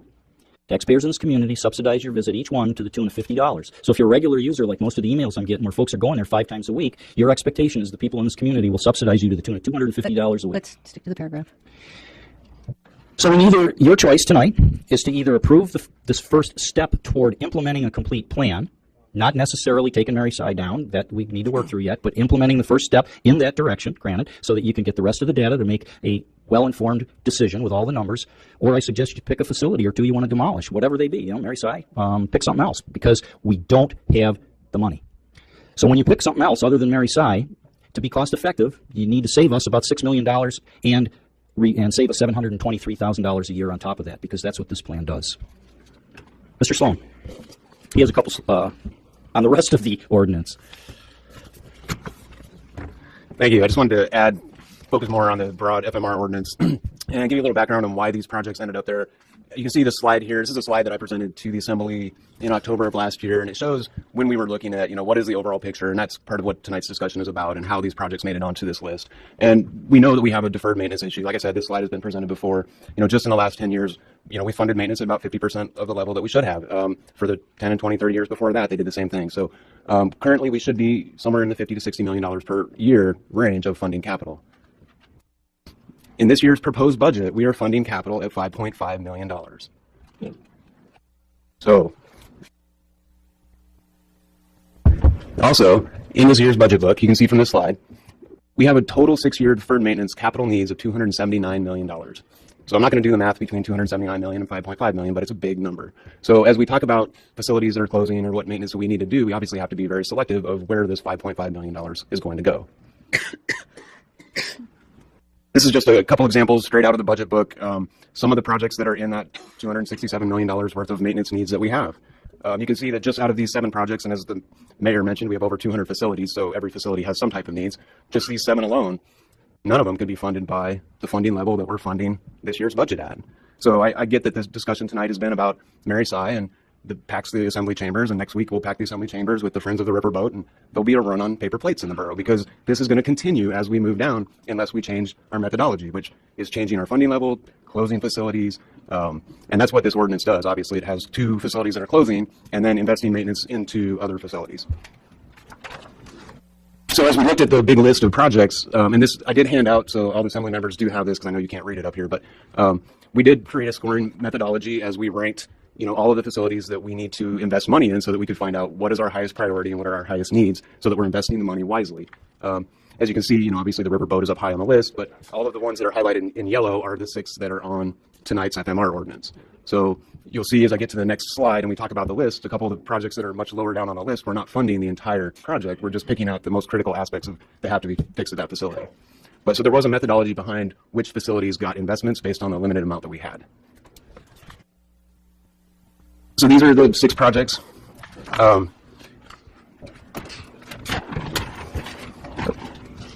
So starting with the Pioneer Hall, I know the mayor mentioned on it, this really does not take care of all of the needs at Pioneer Hall, but it does do the immediate needs. And these are needed to be done this summer. As the mayor mentioned, it was leaking last week. The roof was leaking, and we do need to do something about the 52-year-old roof. So again, this is partial. We picked out the critical piece of that facility and put it on this ordinance to fund. The Big Dipper structural analysis, similar to as the mayor was mentioning on Mary Si, we do have a survey of the Big Dipper that shows $12 million worth of investment needs at that facility, but it also says that we do need to do a full structural and seismic analysis to find out what other additional needs could be required at that facility. So we need to fund that analysis and that survey first, so that we know what investment we may need to do in the future. The next one on the list, Old Adler School. This is a 52-year-old facility out in Moose Creek. It's been unoccupied and abandoned for 5 years. It's deteriorated to the point now that it's uninhabitable, and the only course of action is to demolish it. Maryside Rec Center, I think the mayor covered that one. Westcott Swimming Pool. As the mayor mentioned, we have about $6 million of investment needs at this facility. On this ordinance, seeing how the proposed replacement aquatic center would not deal with the facility in North Pole, this was just to start down that path and start doing that maintenance.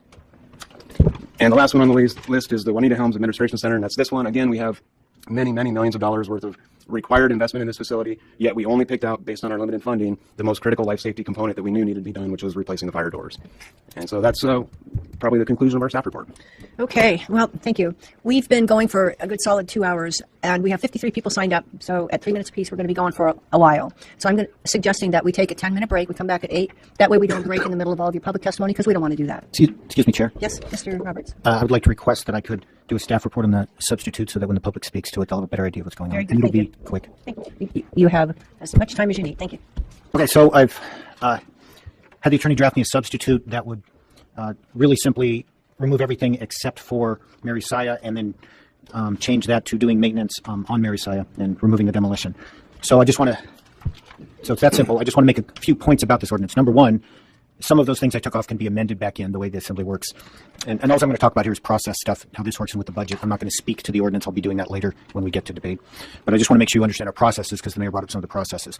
So this is amendable and things can be added back in. As far as final decision, if we make a final decision on this tonight, one way or the other, after the budget, more decisions can be made. There can be meetings where the ordinance is brought up again. So not all is lost. We just make the decision after the budget. We can still make a decision here tonight. In the budget, as he pointed out, is $5.5 million for the facilities maintenance reserve. That's a fund that every year is funded out of the money that lapses, the extra money that's over budgeted in our budget. We take some of that money, we put it in the facilities maintenance reserve at the end of the year, which is June 30th. And it takes us a few months to know how much that is. That gets moved in. That's where this money's coming from this ordinance, is money that got moved in from last year. So we can get money from this budget, the $5.5 million. More of that money can be used for these projects, or more money into Mary Saya, as the mayor has indicated we needed. Also, we'll be getting more facilities maintenance reserve this summer when that accounting is done, and so that will be able to move in if needed. Though I do agree with the mayor, choices have to be made. We don't have enough money to do all the maintenance we need, and I'll be talking more about that later. But I want you to understand the process, that it isn't as binary as was presented, that we can make decisions, and they don't all have to be made tonight, and we can make more later, and we can make the funding decisions we want, but ultimately we'll have to decide one way or the other. That's it. Thanks. Thank you. So with that, we are now going to take a recess. Now we'll make it 5 after 8. We'll reconvene. I appreciate you all understanding. Thank you.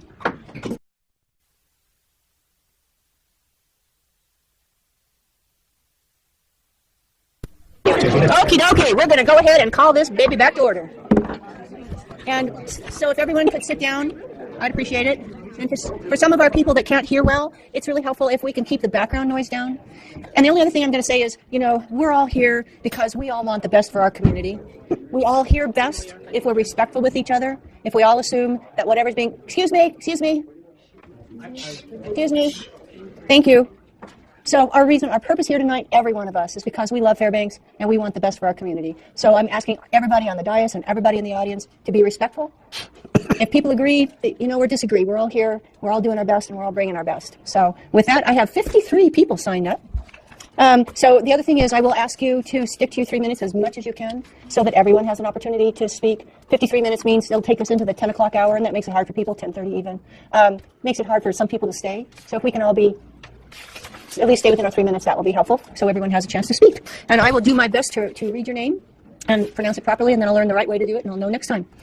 So you'll recall that I'm going to call your name, and I'll call 2 people, because if we have 2 people, if we just keep the seats filled, then we move a little quicker. And I'll call your name, ask you to spell your name, your last name, tell us what neighborhood you are. You'll have your 3 minutes, and then we'll have an opportunity to ask you questions as we have them, okay? So we're going to start with Victor, and Victor's going to tell us whether it is Saya or Sai. And then we'll have Lynn Dominic, if Lynn is in the room. Lynn, if you would take the second chair, we appreciate it. Mr. Saya or Sai? Answer the question. You can solve the mystery. Start off with the question. Yep. Saya. Thank you. Victor Saya, Thank you. S-I-A-H. And thank you. And you're in the Rickard subdivision. Thank you. You have 3 minutes.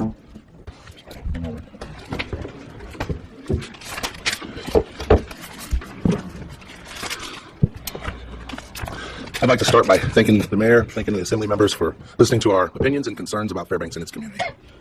I'd also like to take a second to send my condolences to the Norm family. Jerry was my elementary school principal. He's an outstanding man. Got a chance to learn him in my adult life. He told me to call him Jerry, but I never could. It's always Mr. Norm. So, again, my condolences go out to the Norm family. Thank you.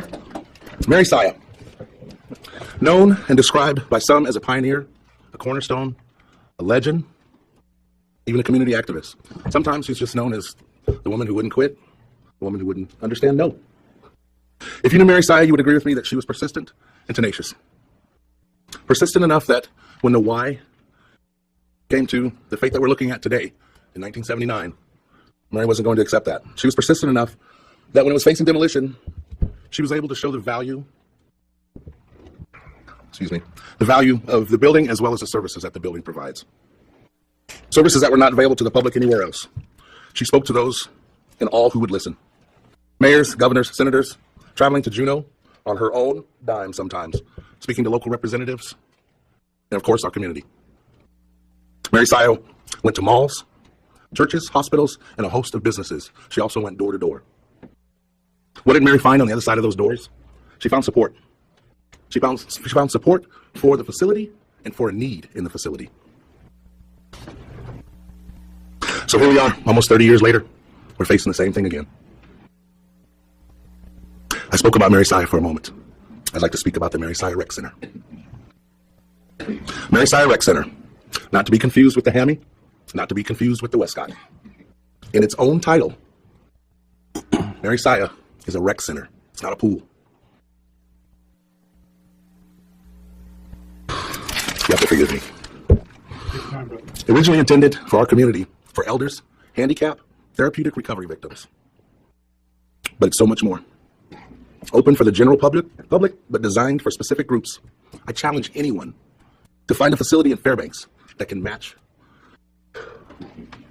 the ways for socializing, exercising, and staying healthy. From swimming to senior fitness classes, pottery classes, art room, table tennis, martial arts, and the list goes on. These are some of the things that have been offered at the YMCA or the Mary Saya Rec Center for decades. It'd be a shame to lose such a valuable commodity. Through the years, this is how the Mary Saya Rec Center and the YMCA has helped me. I learned to swim there. I'm sorry, your time is up. Can you? Yeah, and you don't know it, and you can't tell because the timer's not working. So I apologize. I learned to swim I'm sorry, I will. Thank you. I learned to swim at the Mary Rec Center. I learned CPR. When I broke my leg in high school, I lifted weights there and rehabbed. When I moved out of my parents' home in my first place, it was a dry cabin. I used that as my showers. When I got older, here I am today, I like to take advantage of the sauna, the hot tub.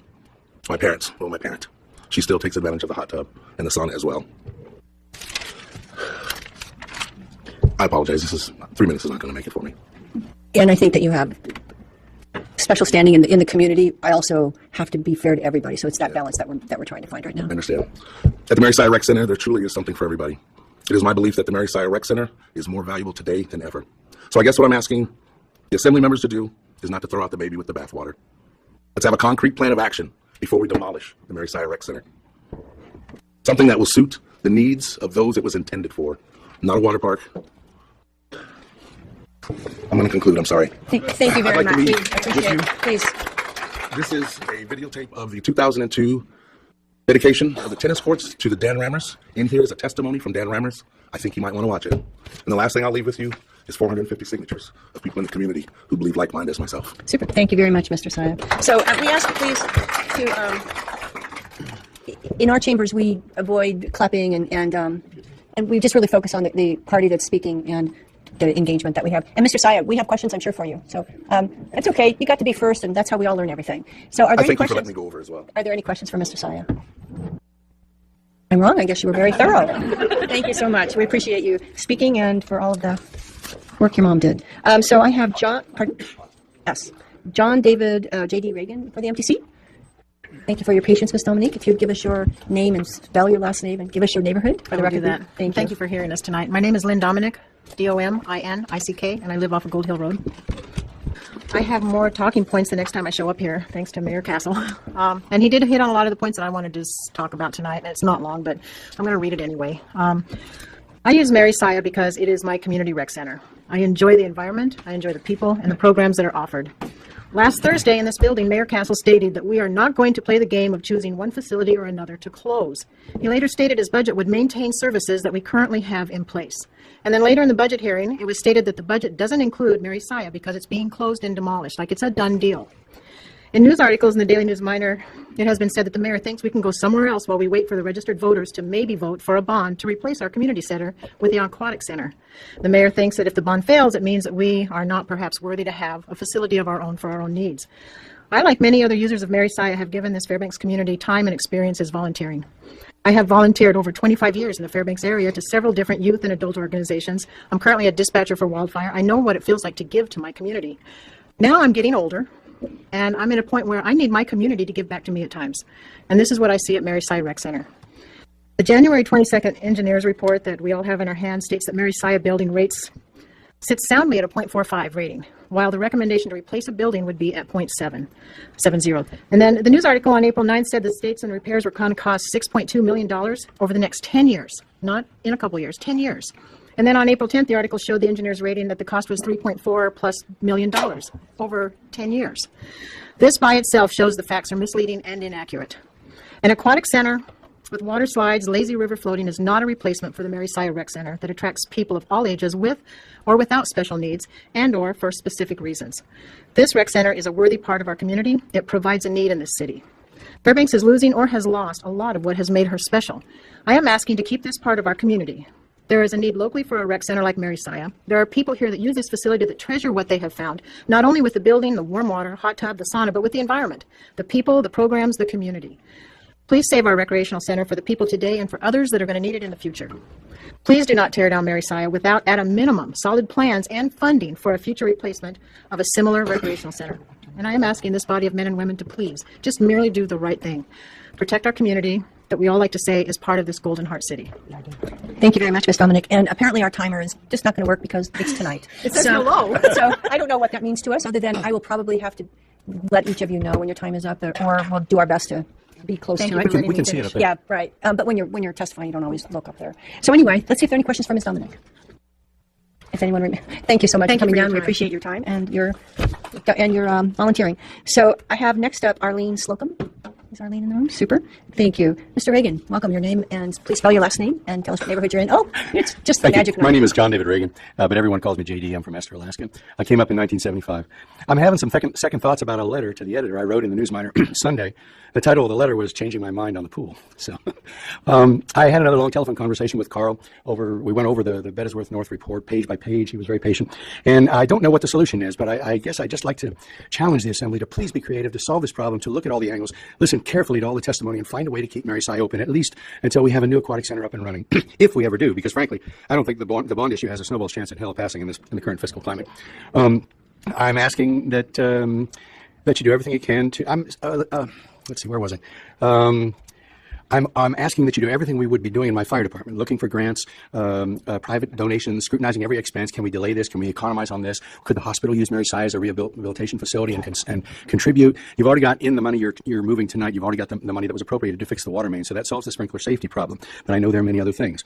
You see, Mary Saya is the only pool in the borough which is specifically built for old folks, the handicapped, and frankly, and families with young children. It's a warm pool with chairlifts to get people from wheelchairs into the pool and jacuzzi. It's got the sauna, the exercise room, the classrooms. I swim my 100 yards or my 1,000 yards there every day, but I'm still a young guy. I'm 66 years old. I see the old folks over there in the slow lane doing their doggy paddles, and I know I'll be like that someday. I see all the young families there with kids. How many young people here learn to swim or had kids who learned to swim at Mary Saya? You can just raise your hands. I'm sure there's a lot of hands in here. I suppose that down in Juneau that this is called cutting the fat from the public budget. And you see, these old folks, these families with young kids, that's all they are to some people. It's just fat to be trimmed off the budget and discarded. Sorry, not enough room in the boat anymore. Just throw them overboard. But we're the Golden Heart City. We can do better than that. We should do better than that. So I'm asking that you be creative and find a solution. The Bettesworth North report says we have a good rec center that is old and just needs maintenance. They recommend that we maintain it and keep it in operation. So let's think and be creative and find a way to do that, at least until we have a new aquatic center. Don't just discard all these old people and young families who use that place. Don't just throw them overboard. Don't throw them under the bus. We're the Golden Heart City. We can do better than that. Thank you. And that was within time. And I'm going to ask Mr. Gray if you will set up a timer for us that people can see, because they can't see it up there. Could you use your cell phone for us to do that? Thank you. He's one of our high-tech guys. We can see it. The three minutes worked okay for you? Okay, they're good. We're just using our little computers. Thank you very much. Thank you. Let's see if there are any questions for you, JD. Any questions for Mr. Reagan? Seeing none, thank you so much. We appreciate you coming down. And I have up next Mr. Turney. So, Ms. Slocum, if you'd like to give us your name, and please spell your last name, and tell us what neighborhood you live in, you'll have 3 minutes. Thank you, ma'am. Thank you. Thank you for having me. My name is Arlene Slocum, Slocum, and I live in the Pearl Creek neighborhood. Thank you. Okay, I'm not very good at the speaking part, so I wrote a song. I'm a musician, and I'd like to use 2 minutes of my time to sing it. Please here. do. And we're thinking that if you're close to the mic, we should hear fine. Okay, so I'll Just move the chair out of the way and go for it. Oh, okay. And just face you. Yeah. Just, here's... I passed around these lyrics. Oh, It's thank to you. the tune of "This Land Is Your Land," and it's okay. Thank you. Please proceed. Coming from my heart. Okay, and I don't know whether the guitar will drown the mic or something. So we'll find out when We'll all find out together. Those of you who have lyrics and want to sing along, feel free.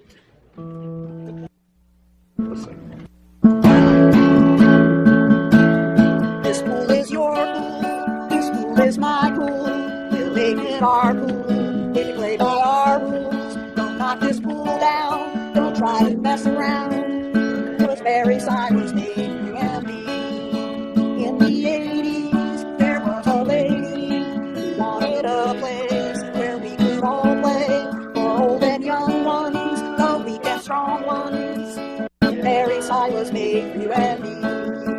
Running, walking, yoga, lifting, and of course there's lots of swimming. All are welcome to come with their friends. Mary Side was made for you and me. There's a bond here to what we hold dear. Reach your fitness goals with friends and family near. This building will stand built by Alaskan hands. Mary Side was made for you and me. This pool is your pool. This pool is my pool. We'll make it our pool. If you play by our rules, don't knock this pool down. Don't try to mess around. Cause Mary Side was made for you and me. Mary Side was made for you and me. One more time. Mary Side was made for you and me.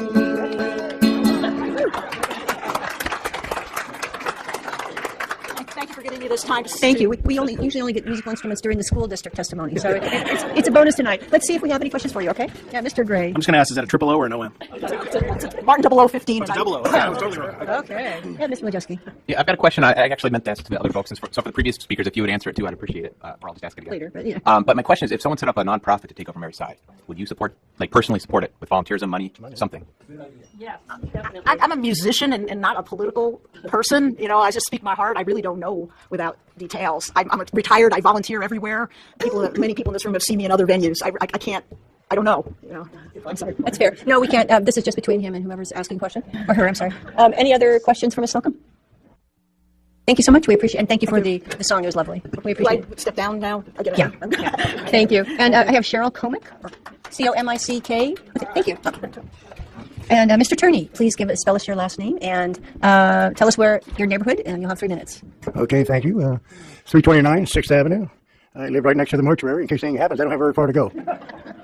Anyway, I did pass. You should have that resolution number 8030. There was a presiding officer then, was Harry Reimer.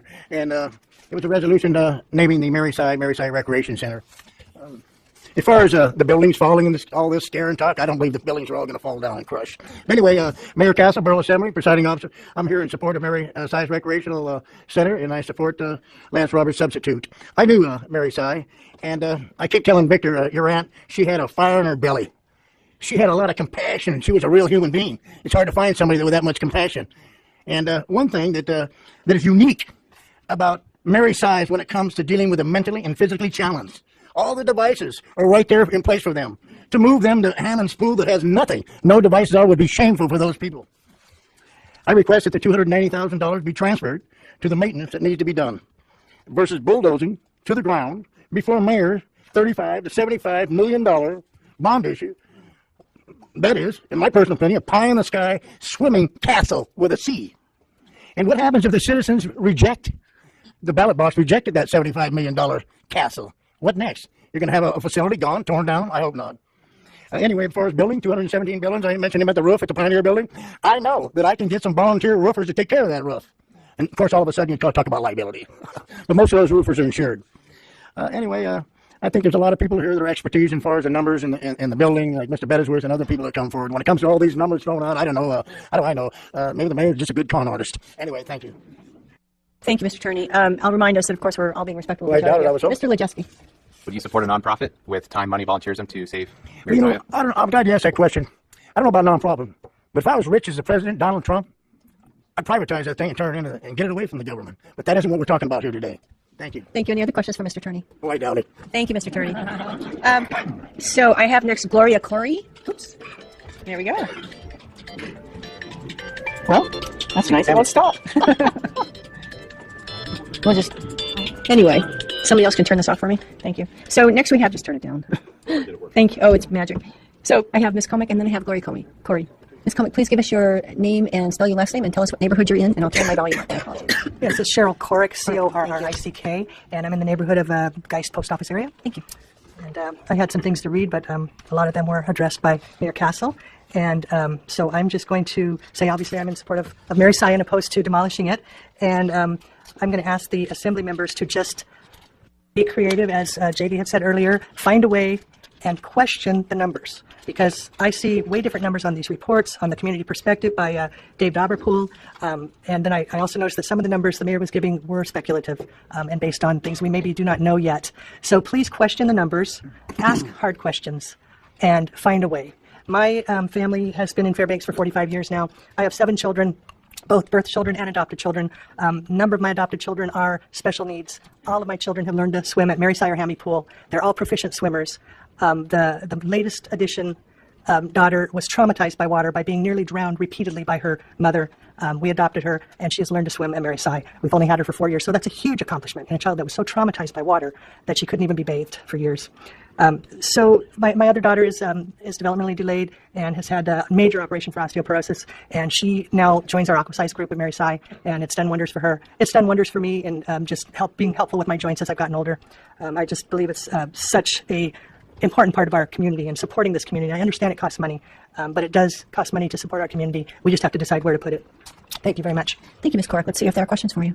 Yes, Mr. Lejeski. Do I need to repeat the question? I would be in support. I've been working for a nonprofit for 25 years, and I totally would be in support of that. Any other questions for Ms. Corrick? Seeing none, thank you very much, and thank you for your service to children. I have Maria Berger next. Is Maria in the room? If not, then I have Teresa Thomas. Oh, good. Thank you. Ms. Corey, would you give us your name? Please spell your last name and your neighborhood, please. Gloria Corey, Corey, and I live at Raven Landing in Kellum Street. Thank you. Okay, please proceed. Okay, I came to talk about the boat. My husband worked on the boat in 1946 and 47 as a young man. It's on the historic register. I belong to the Alaska Historical Society. And having restored a home, I know that when they're on the list like that, why, you need permission to demolish them. So that isn't my wish. Okay. So for me to be successful in conveying my interest in saving the flagship SS Nenana, I need you as a whole, your interest too.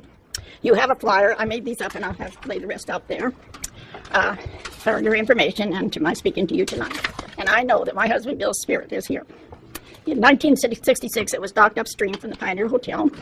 And then the channel was dug, and I think the gentleman that has something to do with it, that's with Carol Gray, Bill Mendenhall, had a lot to do with that. And then it became the focal point of the park for A67, the 100th year centennial. And I never, I got ahead of myself there. And then the Nenana just was the star of the park. Okay, it had an income. It had a dining area. We ate at the cafe. They could rent out the little staterooms. They weren't very big. And later on, they did the diorama, which is wonderful. And I never thought that it, along with the park buildings, would not be maintained. I've been gone for some time taking care of parents, and they passed away, and so did my husband. And I just had no idea how bad it is out at the park. It is bad. Okay, so now they say it takes $1.6 million needed to refurbish that, and I think that's shameful that we're at that point. So I have a proposal. I propose that, this is for this year, I propose that we get someone as a group, community, whatever, to scrape it, prepare it, paint it, all the exterior, put the name back there really nice, and paint the paddle wheel bright red again. Then make two, because you can enter on both sides, nice plaques or signs on either entry, even though they're closed. And then for the tourists, they will love that. That's a focal point. And then go ahead and put some nice rope and stands and cordon it off and make it something nice, not yellow tape, do not get on type of thing. So in doing that, it still will be a tourist attraction, and it still will. It was to be the focal point of the park. So then that gives us time to decide where we're going to get the money to bring it back up to par. It was in perfect condition when I came here, you know. And I just think it's really sad. I haven't spoke well tonight because I'm emotional. I do better usually. I made some informational. I think I passed them out. And I've said, save our ship. I didn't dare call it a boat. You wouldn't have liked the title. So I saved our ship. So anyway, and that's my husband on the front. When he worked on it, and they'd go down to St. Michael's and back. And then the other is all the boat, up and down. They would service all the villages. And I thank you very much for this opportunity of talking to you. Thank you. I don't think we got a copy of your handout, so if you'd give us some, we would pass it around. Okay, because I'd like to give them to you. Oh, we have it. Apparently, I just didn't. Thank you. Please don't. Thank you. Thank you for your service. Let's see if there's any questions for you. Okay. Apparently, we have them. I just couldn't find it in my pile, which is. Oh, yeah, Sure. Thank you very much. Okay. Before you leave, Miss Corey, I think there might be some questions for you. Do you have a question, Mr. Lawrence? I do. The first page with the pictures of an individual or several, at least a couple individuals. Who are they? Okay, they were the men that worked on the boat at the time. They go from Nenana down to St. Michael's and back. And my husband is in the top right-hand corner, and I think he's also with the extra life raft. All right. Good-looking guy. His name is Bill Corey, and they're doing a display for him down at the railroad depot. He was over 30 years with the Alaska Railroad engineer, and he got a commemoration from the state of Alaska. Thank you. The clerks remind me that this actually isn't on this particular ordinance. If you have any other question while Ms. Corey's here, we could ask it. But thank you so much. We appreciate your time and your effort. So next I have James Gibertoni. If James is here to take the empty seat. I might have messed up. Maria Berger, is that correct? If you give us your name and spell your last name and tell us your neighborhood. Maria Berger, Berger, from Goldstream Valley. I'd like to address three main issues regarding the proposed demolition of Marysci Recreation Center. First, this facility has the only pool in the borough offering an array of daytime programs for the public during weekdays. Second, tearing down this building before we know whether taxpayers choose to fund another is putting the cart before the horse. And third, the engineering report by Bettysworth North Architects, undertaken from June 2017 to January 2018, clearly states that repairing makes the most economic sense. I began using Marysci regularly when my daughter was an infant as part of a community of parents and kids who taught our children a love of swimming, facilitated by the warmer waters offered at this pool. Afterwards, we gathered for snacks in the nearby play area. Now I come to the midday swim and see the tradition continuing with a new group of parents and kids. As lap swimmers enter Marysci, the last parents and tots are leaving, and as many noonday swimmers head back to work, a community of seniors gathers for their afternoon aquasize program. On some days, a group of challenged youth arrive in the afternoon for their fitness programs, and later parents bring children for learn to swim classes. Winters in Fairbanks are not easy for many people. For 8 or more months a year, this facility is a lifeline, allowing people of all ages and circumstances to remain active and healthy when alternatives are few. It offers a community gathering place, including a conference space, art and activity rooms, a workout space, a play area for kids and toddlers, and a jacuzzi and sauna. Although we do have 2 other borough-owned pools, Hammy and Westcott in North Pole, their use during weekdays is restricted to swim teams until after 5 p.m., apart from a morning lap swim at Hammy. There will be nothing available for the diverse groups who enjoy the community atmosphere of very size intimate space if it is removed. Would any of us demolish our present home before finding funds for and constructing a new one? The engineering report, funded by taxpayers, states that Marysci is a functional and well-maintained building with no catastrophic safety issues. It indicates that the main structure of this building was replaced in the late 1980s. It uses an objective ratio of cost of repairs to replacement value to report that Marysci ranks 0.45 overall, as someone mentioned previously, comfortably below the score of 0.70 at which replacement is recommended. And before I close, I do urge people to question the numbers that have been presented by the administration, because there are a lot of discrepancies, and it's pretty imperative to go to the original information. In closing, I ask the Borough Assembly to vote no on the original ordinance. I would support the substitute. Please don't tear down the one community in the borough that offers weekday programs for a broad cross-section of Fairbanks society. What quality of life do we wish to have here in Fairbanks? Thank you for this opportunity. Thank you. Before you go, let's see if there are any questions for you. Yes, Mr. Lawrence and then Ms. Lejeska. Ms. Berger, are you aware that all of the swimming programs at Marysci will be occurring at Hammy, after this summer? Hammy Pool is quite a bit colder than Marysci and doesn't have the handicapped facilities. I know people have commented on having difficulty climbing out of that pool, so I don't think it's an equivalent Well, no, I'm not suggesting it is. I'm just saying, are you aware that all the swimming programs, including during the day, will be offered at Hammy? Or where is the document of this? We haven't seen anything to that effect in the proposals here. All I know is what the swimming person at Marysci, but the school district will no longer operate Hammy. It's being turned over to the borough. And do we have some documentation that shows the details on that? Because that would be interesting, I think, to all of us to know. I think that would be interesting to know more about. I do think there might be some difficulties with the temperature of water, since the very young and the very elderly have problems with that colder water, which is, it may seem a small amount. 2 degrees, though, in water which conducts cold a lot faster is substantial for many people who use Marysci. And I acknowledge that. I'm just saying the swimming programs aren't going away. Mr. Lejeski. Are you personally willing to support time, money, a nonprofit that could potentially take over the pool? I haven't given that a lot of thought. I do volunteer in the community regularly and have put a lot of time in at other with other organizations, but I'd have to think that one over before answering. Thank you. I don't see any other questions. We appreciate you coming down and all your volunteering. You're welcome. Teresa Thomas, I inadvertently skipped you. Is Teresa in the room? There you go. So, Mr. Gibertoni. Yes. Please give us your name and. Giberto, and I live in Hamilton Acres. Thank you. And I originally wrote up a speech and I just threw it in the garbage. I need to address and answer what the mayor just said, and because we don't agree. First of all, here's the permit from the original bill in 1980. Here's a drawing with it, and I've got eyewitnesses. That building was brought down to the ground. And here's the permit. It was not $800,000. The price is on it right here, $1.34 million. I've got I know where the original files are on that job and everything to go with it. Second of all, the fire line was put in 1987. What's really ironic about this, first of all, I agree with the Bettysworth report completely. I don't really have a problem. It's got some dates wrong, but it's a pretty damn good report. But what you have to understand, the borough manager of the project was David Dobberpool, who's available. The representative from the city was Bill Howell. Bill Howell is the author of the Bettysworth report. Both of them were on site when this job was done. That fire line is only 32 years old. If it has an obstruction in it, I'm a plumber, it could be artered out and cleaned out and flushed. And a fire line is only 7 to 10 grand. I used to put them in all the time. It's not, the sky is not falling here, guys. Everything I hear is embellishment, how old the thing. I walked through the building, I've worked on the building, I've been a plumber all my life and a builder. The sky is not falling. ACM, asbestos, I wouldn't worry that much about the asbestos because it was on its way down in the 70s when I was an apprentice. This was built from 80 on. I highly doubt any asbestos on it, and I bet you if you pull the original documents in the spec book, the standard back then was we were not allowed to use any products whatsoever of ACM. There could be one little piece somewhere, but the sky is not falling, guys. It's not falling. Bettysworth said the same thing. They had a good report. I think the numbers in there are high, but you're talking about 3.2 million over 10 years.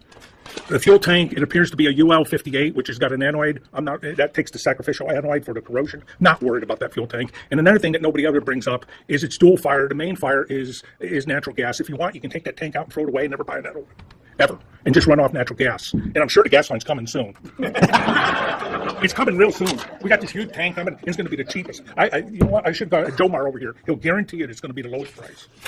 And if you want copies of this, here's stamped affidavits from that project. And I got all the originals. The other thing is that we got to go through is the structural. Okay.3 minutes are up. Do you want to wrap it up real quick and then see if there are questions? I got the structural calculations on the job already done, both mechanical for the building. I looked at them 2 days ago. Okay. Let's see if there are questions for Mr. Gibertoni, including about the structural. I doubt it. Yes, I'll start with Mr. Lawrence, and then we'll go to Mr. Wojcicki. Mr. Gibertoni, so were you there? I mean, did you observe the rebuild or whatever in 1980? Okay, that was about the time I was going in business. Well, we got to keep it short. Were you there? Did you observe or do you? I helped bid on the job. I did not get the job later on, and it was in various spots. Moneymaker Construction was the general contractor. I was not the mechanical on the job, but Moneymaker had me in and out of that job doing things for them. Were the walls rebuilt? I don't remember any walls standing once they demoed it. And I asked Dave that about 3 days ago, and that's in his letter in the Daily Miner. He says it was all brought down. The only thing that was left was the pool, and the new pool was built inside the old pool. But from the original construction, none of it was there. It was gone. And I think you can verify that with John Moneymaker. He goes over to Lomita. You can call David Dobberpool or Howell.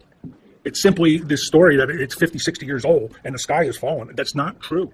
All right, thank you. Okay, Mr. Wojcicki. Would you be personally willing to put time, money into a nonprofit to save the pool? You know, I've been a businessman all my life. And I'm retired now, and I got time. I might consider that. I don't have experience running a nonprofit. I got experience running a job. However, I've been around in a lot of nonprofits. In and out of them, I still am today. I've done stuff for all of them. But if you're asking me, can I donate some time and go in? I'd give it a choice. I think it can work. I think it's got a chance as long as the government's hands were off of it. Is that all? Yep. I mean, Thank you, Mr. Gibertoni. Any other questions for Mr. Gibertoni? Seeing none, thank you for coming down. We appreciate it. I have next up Bernie Hoffman. Yes. Sure. Yes, Well, if you give it to me, I'll give it to the clerks and they'll make a copy for all of us. Okay. Your number's in there. Here's the permit. And here's the drawing. Thank you. My name on that list. I was right after Jim. Has my name been dropped? I have Bernie Hoffman next. 13 is next. Yeah, Carl Weed. Teresa Thomas, I actually inadvertently skipped her between Maria and, so that may be part of the confusion. Thank you. So Ms. Thomas and then Ms. Hoffman. Please give us your name and spell your last name and tell us what neighborhood you're in. My name is Teresa Thomas. My last name is spelled Thomas. and I live on Cowell Street. Thank you. I've lived here in Fairbanks for just over 2 years, and before that I lived in Fort Yukon, notwithstanding my accent, for 52 years. So I used to fly in maybe every month or so, get groceries and fly back. So I had a wonderful view of the Chena, Tanana Lakes, Tanana, Chena Lakes, and then I see lots of people really enjoying themselves on the river.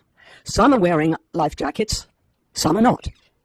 Now, I didn't have an opportunity to take swimming lessons in Fort Yukon, and I know I learned to swim 70 years ago. The Red Cross used to come into Fort Yukon about 40 years ago, but we haven't had anybody to teach us swimming since that time. I partly chose Fairbanks, partly because of the recreational facilities of this place. So, of course, I thought about swimming. And when I tried to get some swimming lessons a year ago, only Mary Sire were offering swimming lessons, which I certainly attended. At that time, Ollie was also doing a beginning swimming program. This enabled me to go to an Improve Your Strokes program, which enabled me to take kayaking lessons, and I'm now taking intermediate kayak lessons, and I plan to kayak elsewhere in the state. But my goodness, I needed the swimming lessons in order to get into the program. And this river goes right through our city. Our building is right on the edge of the river, but we have no good, affordable swimming lessons in this place. And to even delay the swimming lessons by 6 months is not acceptable. Thank you. Thank you, Ms. Thomas. Let's see if there are questions for you. Seeing none, I appreciate it. Thank you. And now I have Mr. Carl Weed. If you'd please take the empty seat. Yeah. Ms. Hoffman, if you'd give us your name and spell your last name and tell us what your neighborhood is, you'll have 3 minutes. My name is Bernie Hoffman. Last name Hoffman. I live in the Goldstream Valley. And I'm here to speak. I'd like to first thank you for the opportunity to speak on this proposal, to spend almost $750,000 to demolish Marriott Science Center. I'm in support of finding a way to keep Mary Sci open, and I would ask you to vote down the demolition portion of this ordinance. The timing is not right. Voters haven't had a chance to see what the proposal for the aquatic rec pool bond will look like. Ms. Hoffman, people are having a hard time hearing you. There I'm you sorry. go. Thank you. Sorry about that. We also lack the information to make an informed decision, which I think has been mentioned by quite a few people tonight. I definitely feel like I'm lacking information. The letter from Dave Dapplepool was cited. I'd like to reiterate that too. That had a lot of interesting information that I didn't know about. And this opens the door for multiple questions about the proposal for the aquatic center that need to be asked. Like, will the new facility have a sauna, whirlpool? Will the water be warm enough for elders, children, and special needs folks? These things need to be answered, I think, before we move forward with the demolition. If the facility is closed, then folks who are the most vulnerable in our community will have a reduced quality of life. And one last point I want to leave you with, because everything's been reiterated that I've got in my little statement here, but I'm going to be retiring soon, and I was looking forward to using the Mary Sci. Especially in the winter when we have 7 to 8 months of cold and snow on the ground, and I'd like to stay in Fairbanks, and this will be factored into my decision to stay in Fairbanks. To have a facility like this available. So I would just like you to, in closing, please don't demolish it. Please think before we act. And also think about the most vulnerable people that this will be affecting. Thank you for your time. Thank you, Ms. Hoffman. Let us see if there are questions. I think Mr. Cooper was just taking his glasses off. I have a technical question that I think you asked. Maybe the mayor can help us with, and that is the lazy river warm? It seems like that's kind of one of your questions, typically. The lazy river is warmer than the competitive pool. So a new aquatic center, if you've been the one in Juneau, is very similar to what we would be talking about here. And it would have a competitive pool that was cool, like Hammy. It would have a recreation pool that was warm, like Mary Sci. It would have a hot tub, a jacuzzi, lazy river, which is moving water. So when your filtered water comes back in, it goes down a river, and it's much more therapeutic and beneficial for exercise and rehab. Have a zero depth play area for children to utilize also, and water slides, and the competitive pool with diving boards, etc. So it's a combination of the two facilities plus more, and we could add anything more that we wanted to do to it. The one in Juneau has special areas for socializing, and they also do food service in it. So the new facility would be a complete upgrade, provide everything that we have and more from those two pools, which is why, and this information has been provided previously, and I know a lot of you haven't received it, so I understand your concern. It has been put out and explained, but you don't reach everybody in town with this information. Thank you, Mayor. Appreciate it. Any other questions for Ms. Hoffman? Seeing none, thank you so much for coming down. And now I have Joan Rolo, perhaps? Ms. Joan Rolo, I'm sorry, I need my glasses. Thank you. Ms. Roro's coming forward. And Mr. Weed, please give us your name and spell your last name and tell us what your neighborhood is, please. Hi, my name is Carlos Weed. Last name is really easy to spell, just like grows in the ground, W-E-E-D. Hello, Mayor and Assemblyman. And I went to already go to the part where I told you what my name was. And I kind of have a question for everybody that's we're talking to. Mr. Lawrence, the Mary Sy Center has enabled an individual I know to use the deep end of the pool to exercise and help strengthen his diseased and riddled body. Are there other facilities, if Mary Sy goes away, that this individual could use? I'll have to direct this to Mr. Tacky, but he's going to be long distance. I hope he hears this. But the Mary Sy Rec Center sauna has allowed an individual I met there to stave off kidney disease by letting his body sweat out toxins through his pores, thus easing the workload on his weak kidneys. Is there a sauna that this low-income person will be able to use if Mary Sy is taken out of this equation for his healthier living? Mr. Gray, Mary Sy patrons use the pool to strengthen their damaged backs by water walking and deep water flotation hanging. Are other options being considered for these types of beneficial exercises? Or should these patrons just depend on drugs and failed medical operations? Mr. Quist, and I lost you where you were at. He's the one that's... Oh, he's the one that's... Mr. Tacky, sir. I'm sorry, Mr. Tacky. It's fine. And I pronounced your name easy. Mr. Quist, some of Mary Sy's patrons are in different phases of recovery from disease and injury. They use the sauna, pool, weight room, and jacuzzi for their therapies. Are accommodations being made to continue this type of therapies for these individuals? Ms. Major, hundreds of kids have learned how to swim at Mary Sy. If these lessons are saved, one child's life from drowning is equivalent to many times over the cost of keeping the Mary Sy Rec Center building open. Alaska has the highest rate of drownings for kids. Are other programs being set up to enable parents and grandparents to take these kids for swim lessons? Ms. Dodge, and I'm sorry I jumped on you earlier. Many special needs citizens use Mary Sy Rec Center for many activities, not only aquatics and exercise areas, but also several other rooms that are available here. Has the borough taken into consideration finding there are other facilities for the individuals? One of the great aspects of the Mary Sy Rec Center is a positive social gathering it brings to this community. The politics, the religious beliefs, and the petty bickering, many are more unfortunate human traits, are left at the door. Mr. Roberts, could you tell me if there's another like facility in the borough that has these benefits? Mr. Jawanski, and I'm sorry he just left, didn't he? And I wanted him to ask me that question too. He's asked everybody else except for one person. Many older borough voters use the Mary Sy Rec Center for exercise to keep agile and increase their flexibility. Is there another place in close proximity to the Mary Sy Rec Center for those patrons to continue these exercise programs?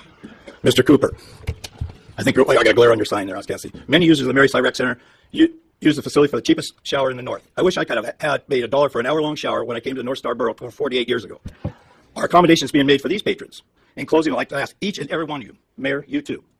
Tomorrow, I'll wake up, I'll look in the mirror, and I'll say, I did something positive yesterday for the borough.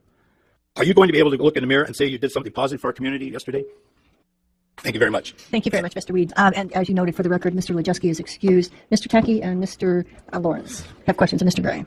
Mr. Weed, on Mr. Lejeski's behalf. Thank you. I was going to answer. I wanted to answer. In donating your own time or financial resources to help. I feel that after we privatize, or go ahead and privatize Alaska Land, Pioneer Park, and the young lady, you never asked the young lady about the Nenana, SS Nenana, that once we privatize that, the Hess Ray, the two warm-up buildings up on Birch Hill, then, I might be considering Mary Sy. Okay. That answered Mr. Lejeski's question. Mr. Lawrence and then Mr. Gray. Mr. Weed, do you believe that this community owes it to its residents to have a $1 shower? No. Okay. And the reason I brought that up, Mr. Lawrence, is the fact is, last year or 2 years ago, they dropped the fee on the showers by 50 cents. I realized this was a bookkeeping deal because they got rid and made everything a dollar amount. It was easier for bookkeeping. Raised the fee on other people that were utilizing the Mary Sy Center. In reality, they should have raised the shower rate up. The individuals that use the shower, the ones that start coming in this time of year, don't only use it as a shower. And this is male and female alike, even though I'm getting the second hand from the ladies because I've never been in the ladies' room. That's reassuring. Hey, we're scary enough in the men's locker room. And they wash their clothes in there. They charge their cell phones up in there. They try to keep somewhat of a control on it. The workers there do. The second they get one stopped, another one starts. They come in from firefighting and bring half the force with them. It's a mess. All right, thank you. Thank you. Any other questions? Seeing none, thank you very much. We appreciate your testimony. Thank you very much. And I have for Barbara Meggett, if Barbara's here, if you take the empty seat. And Ms. Roro, I'm sorry. Please give us your name and spell your last name and tell us your neighborhood. You'll have 3 minutes. Okay. My name is Joan Roro, R-O-R-R-O. I live in Westgate. A lot has been said that I was going to say, so I will begin with just saying that if you demolish Maryside for $682,807, I understand even running it for a year would cost $700,000. So that might not even make sense. I understand what Mayor Castle said, so listening to him made me think maybe that's not such a good idea. But I'm not sure that you should demolish it right now anyway, because the News Monitor opinion yesterday mentioned putting out the bond issue vote, not putting it out until we decide. Oh, I'm sorry, I'm not reading my notes. Mentioned putting out the bond issue vote before deciding the fate of Maryside. It said also it was suggested to introduce an alternative bond issue just for Maryside. That way you would know the people's will. Personally, I am not in favor of this large, quote-unquote, aquatic center of unknown size and scope, although the mayor did just acknowledge what it might be like. I would feel better if we knew exactly what would replace Maryside, and I'm not sure I would vote on a bond issue if I didn't know exactly what it was. So more specifics would be better. And I agree with the final paragraph of Dave Doperful's community perspective of 410. He said to demolish this facility and eliminate a very important clientele from having it available for the various uses it was intended for, a facility that provides for the needs of a multiple of users that would not be comfortable in a $35 million multi-use facility, of which I am one. I don't think I would be comfortable there unless, as the mayor did say, possibly a small pool with warm water and for the people that Maryside helps. Thank you, Ms. Roro. Let's see if there are questions for you. Seeing none, thank you for coming down. We appreciate you staying with us. Thank you for listening. Thank you. So next I have Kim Herning. I'm sorry. It's Kim here. There we go. So Ms. Meggett, welcome. Please give us your name and spell your last name and tell us what your neighborhood is. You'll have 3 minutes. My name is Barbara Meggett, Meggitt. I live close to the Broadmoor area out by the airport. My address is 566 McCabe Avenue. I'm here tonight to ask the Assembly members to vote against tearing down the Maryside Recreation Center until a replacement is in place at least. I've used the center for 45 years for physical therapy, and my son's used the pool for 43 years for exercise. My son has special needs, and the pool is very important to him. He uses it 7 days a week. If you ask him why he goes swimming, he says, "It keeps me alive." I thought that was a strange way to put it. What he said is true in many ways. It is vital to his mental and physical health. The same is true of many of us that use the Maryside pool. This facility helps people with their physical needs and their mental needs. Some come to keep depression at bay. Some come to rehabilitate because of physical issues. And some just come because they love it. Finally, this issue is not just a financial issue. To me, it's a very personal issue. I realize that the easiest solution is for you, the borough, to tear down this facility. But it is not the best solution for the problem at this time. After listening to the mayor, I want to know why hasn't the borough gotten a current survey report? All we've heard about is the old ones. And we've heard a lot of things, and we've heard a lot of vague figures and a lot of vague things. Why have we not gotten a current report? So we have something to really go by. How can you base a decision without a current report, knowing what the accurate figures are? That's it. Thank you for your time. Thank you, Ms. Meggett. Let's see if there are questions for you. Mr. Lawrence. One question for Ms. Meggett. Have you or your son ever used Hammy Pool? Yes. Yes, my son uses Hammock Pool on the weekends because a lot of times the Maryside times don't work out. And he does fairly well there, except that the facility is quite a bit larger. And because of his special needs issues, I worry about him in the large locker rooms. There's not as much, of a chance for someone to overlook and see things going on because of the volume of the people that come in and out of there. And at the Maryside, I don't have to worry. It's small. All the lifeguards know him. Most of the people, at least one person in the locker room at any time, would know who he was and watches out for him. My other question is for the mayor. Mayor, do you know when the Biddiesworth study was done? Yes, I do. That's why I raised my hand to answer her question. That report's only 2 months old. The point I was making with the report is it includes that we need to do more research because there were issues identified that need more research than what that report did. And so all the numbers I quoted were from that report, which is 2 months old.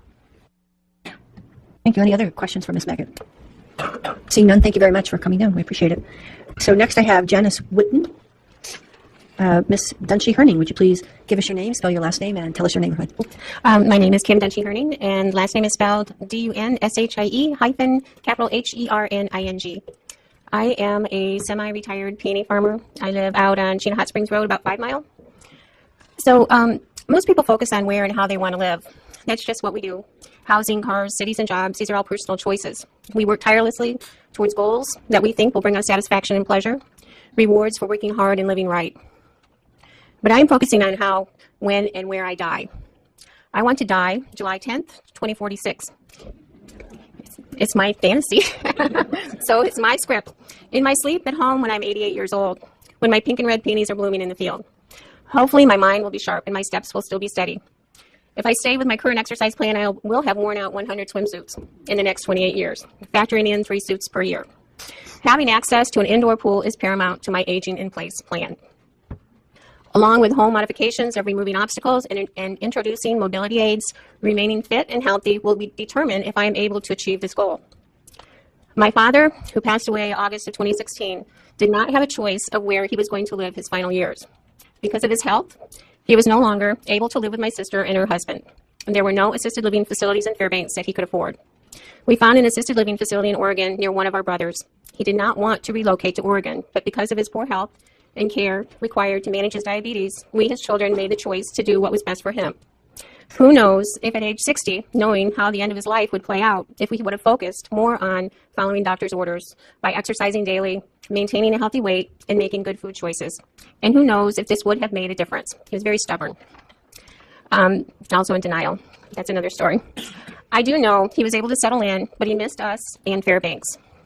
And because of the distance, we were limited on how often we could visit. I have seen what is possible, a better scenario. Several seniors I have gotten to know over the years maintain their health through daily water walking at the Mary Saya Recreation Center.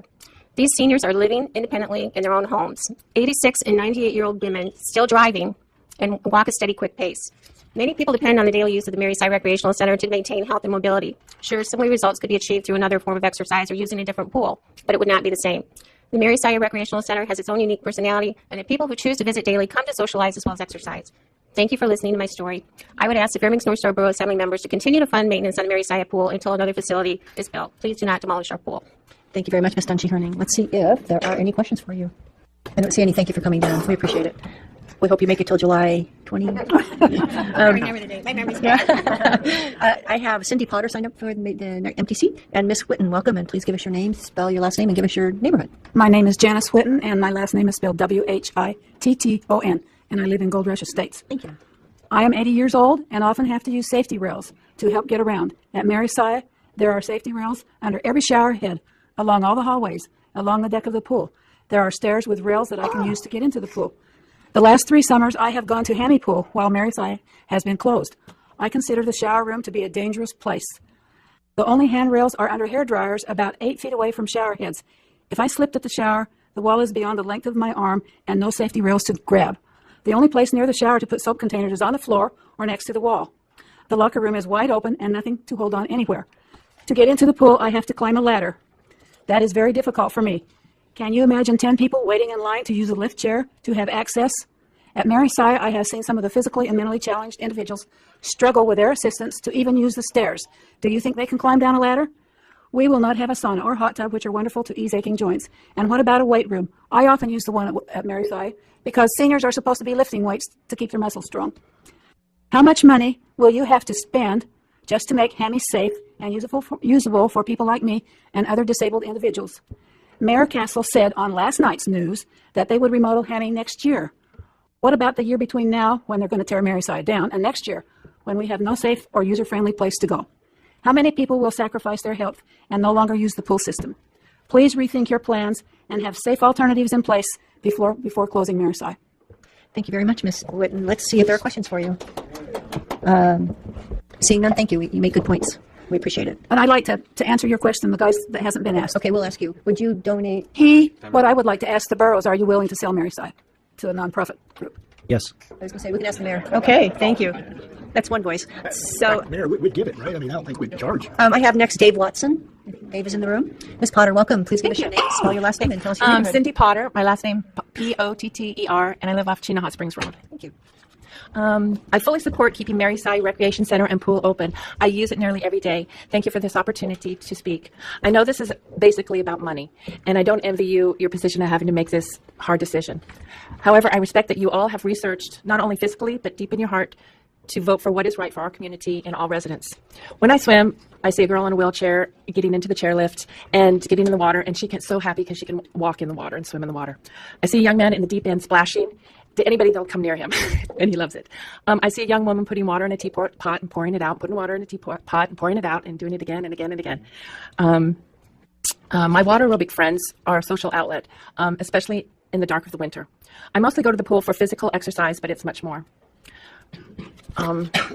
Some say tearing down Mary Sy is the solution, or is the cheapest solution. And sometimes the cheapest solution is not always the best. I hope that before you make any decision, that you look at all the options, including not tearing down Mary Sy until we have a new pool. And I want to thank the members who have recently taken tours of Mary Sy and walked in there and seen what it's like. Thank you. Thank you very much. Let's see if there are questions for you. Seeing none, thank you for coming down. We appreciate it. So I have Diane Darnell up next. Mr. Watson, please give us your name. Spell your last name. Yeah, I'm David Watson, and I'm not to be confused with Bubba Watson, although some people, I used to have the nickname Bubba. So, Mr. Watson, you... I wrote the assembly. Oh, too loud? Okay. There you go. I don't need this, really. We need to record it, but thank you. Very good. She's good. All right. I wrote the gut letter, and it's from my heart. I try to cover all the bases, and so I don't want to repeat, and that's why I wrote it. I didn't want to repeat. I apologize because when I hit the button to send to you, it came out all gobbled. And I hope you read it because it was the thoughts that I was trying to convey. I retyped it so that it's on one page, not two pages. If any of you want it, or any of you guys want it, I have copies. Okay. Yeah. I agree with Janice totally because I'm handicapped, okay? And my letter explained it, but I don't talk about it like most of us don't. Well, I agree with Janice about Hammy. And I've used Hammy, and it will never do what Mary Sy does. It just never. And I know I've talked with Michelle, and she make these improvements, and we do this. It will not be friendly handicapped for the handicapped. It just won't, and I'm convinced of that. Dave Dauberpool, I spelled his name wrong, nailed it. And so I don't need to repeat what he said because you guys have read it. I think the last point I want to make is I believe this is very emotional for a lot of us, but there's a lot of people here that are here. I went to Jerry's, Norm's, wake yesterday, and man, I was crushed by all the people, and I was hoping more of them would be here. We need Mary Sy, and before you destroy it, let's have something that we know that's going to happen. And in my letter, I said, well, that's pretty iffy. I don't personally think the borough people would pass it. The last thing I think I hope, is that I would like the assembly to ask the mayor. He gave us a lot of information just now, that at 20, 30 minutes. And man, I can't absorb all. I can't understand all that. I would like for him to give to you guys, and maybe he has, and I know there was the deal on that thing, a printout, bullets of what he said and what he's stating as facts. And then we can look at it and say, yeah, he's right about that. He's right about that. Or we can research it and say, hey, I'm not sure I agree with that. But for Mayor, for you to just give us all the information, you overwhelmed me. I ain't that bright. A lot of people are brighter. The last thing I want to say, I was principal at Barnett, and I appreciate your comment. That's my granddaughter, the art up there. That's her picture, and she won 2 national awards out of New York on her art. And she's going to go off and be a doctor. And I spent a lot of time with my 2 grandkids. Sorry. Think about your decision, guys. This is a huge decision just to demolish it. It's gone. And once it's gone, what are we going to get? Hammy won't do it. Thanks very much for listening. And do you have this? And if you'd like to give it to us, but it makes more sense. It's the same words, except it's a little bit better readable. Thank you. Any questions for Mr. Watson before we go? I got one question. Mr. Lawrence. Would you vote for the bond issue? No. Oh, I don't think. No, I would want to know all about it. Is it 35 million or is it 75 million? Are we going to make a dog pound? Or are we going to make a dog run? I don't know what all's involved, so I don't think I can answer that. But the chances are, I don't think the public will. Okay. Thanks. You want to give us your letter, and the clerks will make us. It's the same letter. It's just it's a little easier to understand. I didn't do. I blame the computer. They are like that. Okay. Computer illiterate. The truth. So my next. And by the way, I need those handrails at Mary Sy. I have to hang on to something. I'm afraid of falling when I go here, and I don't like to admit that. Well, we can. Okay. Thank you very much. That's fine. No, she'll make us a copy. It's fine. Thank you. I didn't have a problem reading yours. Okay, I have next Marty Roth. Marty Roth here. I'm sorry, thank you, super. So, Ms. Darnell, welcome. You have quite the act to follow. I know you're up to Thank you, Dave. Appreciate that. My name is Diane Darnall, Darnall. I live at 2024 Jack Street, the Aurora subdivision. And thank you all for inviting us all down here today. And I just think there's been a lot of great facts and figures come out tonight. And I appreciate the mayor's vision of this aquatic center. I think that would be awesome, But the reality is that's a long way off. And Mary Si's needs, as you can see, are here and now. And you've heard from a lot of the people that I run into. I've been to Mary Si since 1980s. I go there frequently, and I see that. And it has a function, obviously, that other buildings don't have. And so to compare a building dollar with another building dollar, it's not really equitable. Because what your council and the mayor does, you are the leaders for our community. We look to you to provide for us the community services that we are not able to provide ourselves. Our nonprofits are not able to provide, and for-profits can't provide. So that's what community does. We work together for each other. And so I just want to leave you with a thought of the people that I see there. What Mary Si does that these other buildings really don't do, it gives people hope. Thank you very much. That's good. See, I'm done. Minute 40. Let's see if you know that. See if there are any questions for you. Mr. Lawrence has a question for you. Ms. Darnell, do you have any opinion as to what borough buildings should be torn down?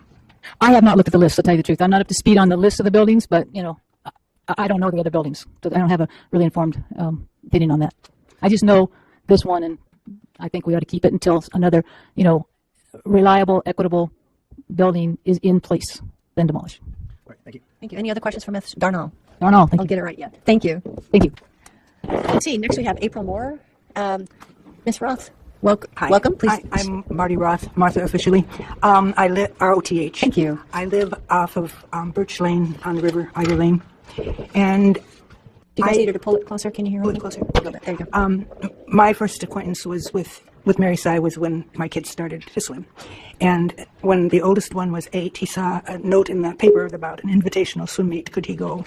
And the only thing he could swim was a 50 free. He could go.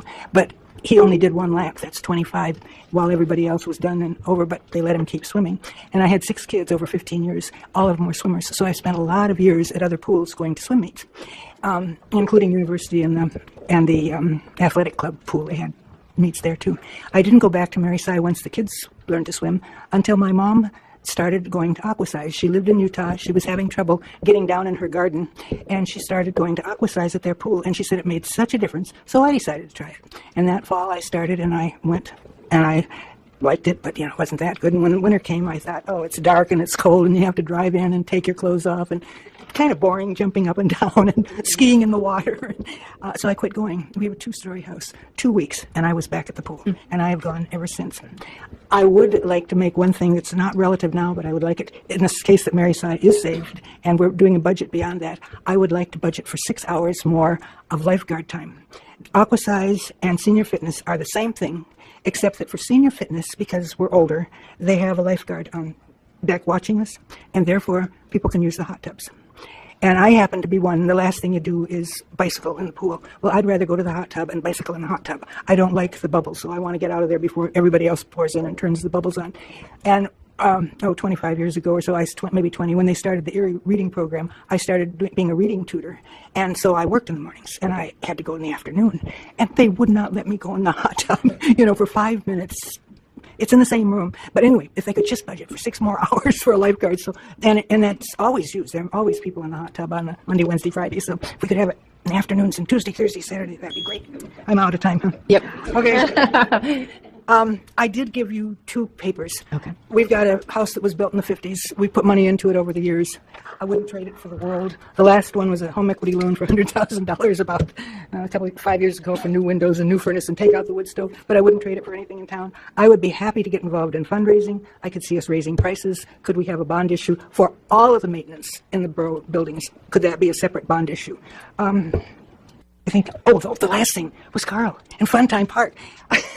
You got that one too. We do, thank you. Yeah, I belong to the Women's Club. We bought the lot from the president of the university, Bernal, in 1949, built us playground, took care of it until we just couldn't take care of it anymore, and therefore I would not be in favor of a nonprofit. I would rather support the borough, but we had to give it away, and so I gave you the thing where we had tried to do everything. Finally, we voted to pull the equipment, sell a lot, and be done with it. And I said, oh, we just can't do that without letting the neighbors know. How would they feel if suddenly there's people, pulling equipment? So we hung a note on everybody's door, even the trailer park back there.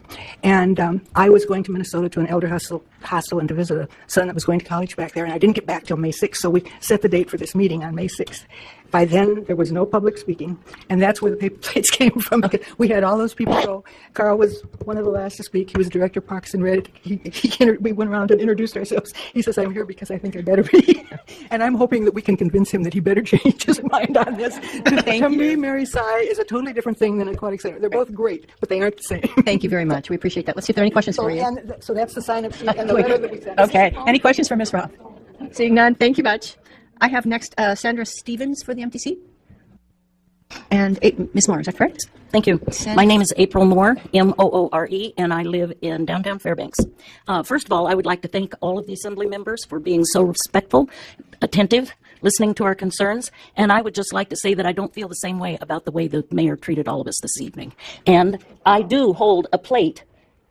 And that was a very disrespectful comment as well by the other member of the administration. So that cut all of my testimony down a little bit, but you guys have it.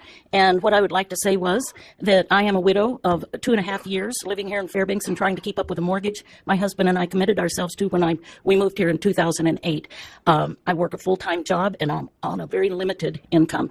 I found myself very depressed this last summer. If none of you have ever experienced the loss of a loved one, generally it hits sometime after a couple of years when you really do recognize that coming home to a home that is empty, that you don't expect to change that situation because I'm going to have to work till I'm 75.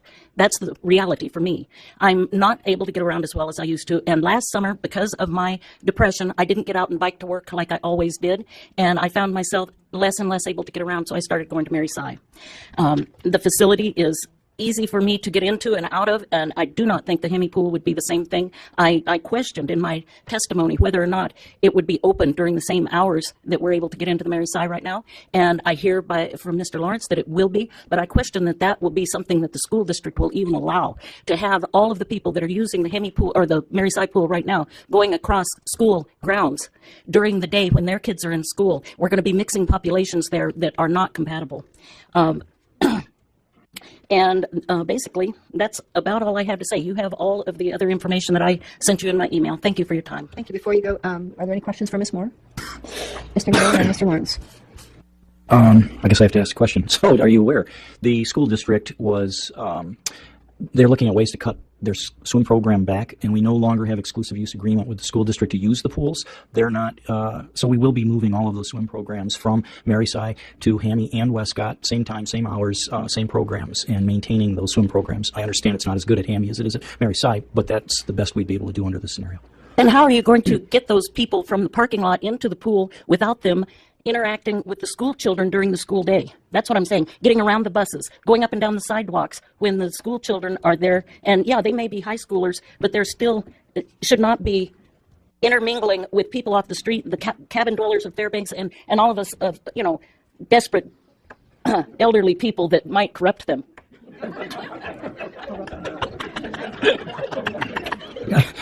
Well, I'm a believer and we need to work together, and I think we can walk on the same sidewalks without causing issues. And if it becomes an issue, we'll have to deal with that. Well, I just wanted to find out if you'd thought of it. Thank you. And Mr. Lawrence had a question for you. That was it. Okay. Thank you. Thank you very much. So Ms. Stevens is not here, so I have Donna Vanderhaar for an empty seat and Pamela Miller. Pamela, yep, there you go. So Ms. Vanderhaar, you're up first, if you will. And Ms. Miller, if you take the empty seat, we appreciate it. Welcome back. Thank you. Hi. We still need your name and neighborhood, if you'll give us your name, spell it. My name's Donna Vanderhaar, Vonder, space, capital H-A-A-R. Thank you. And I live off of Farmers Loop. Everybody's basically said what I was going to say, but I go to Mary Cy to use the sauna. I don't really get in the pool or the hot tub. I'm disabled. I go to the doctor, and sometimes I would like a pain pill because I'm in so much pain. And when Mary Cy's sauna was out, I was in a lot of pain. They would not give me any. So I know what it's like to be in pain. And if the sauna's out, I am going to be in pain. I go there, try to get there 7 days a week. You've heard the mayor himself say they don't maintain buildings. I went to a sandbox And I was disappointed in what I heard. I even told them to put something around the riverboat and let people just look at it. And then he said that the Alaska man was going to fall in where we were sitting having a meeting. I said, well, what about our lives? He didn't care. We were there. But he made it sound like even your building needs to be gone, not maintained. So it was really funny to hear how he talks and what he says, and I don't know what's the truth and what isn't the truth. I had to leave early because I wasn't understanding why we couldn't talk to him, and those stupid clickers didn't work, half of them, and he paid $30 a piece for them, so he had to give everybody a new one, basically. Oh yeah, and if they didn't do their job, the borough didn't do their job, why are they still working? I mean, if they're not maintaining, they're getting paid for it to maintain, doing their job, right? They didn't. Why not? He followed the leader with the other mayors. He said, well, they didn't do their job, so why should I? You know, that doesn't even compute in my mind. It's almost like taking your car to a mechanic, follow the leader. If it's wrong, it's wrong. Put it in the same way they took it out. And they do have a dream job, don't they? I mean, they're not tested for drugs, people working at the borough, are they? That's what I heard. What a job.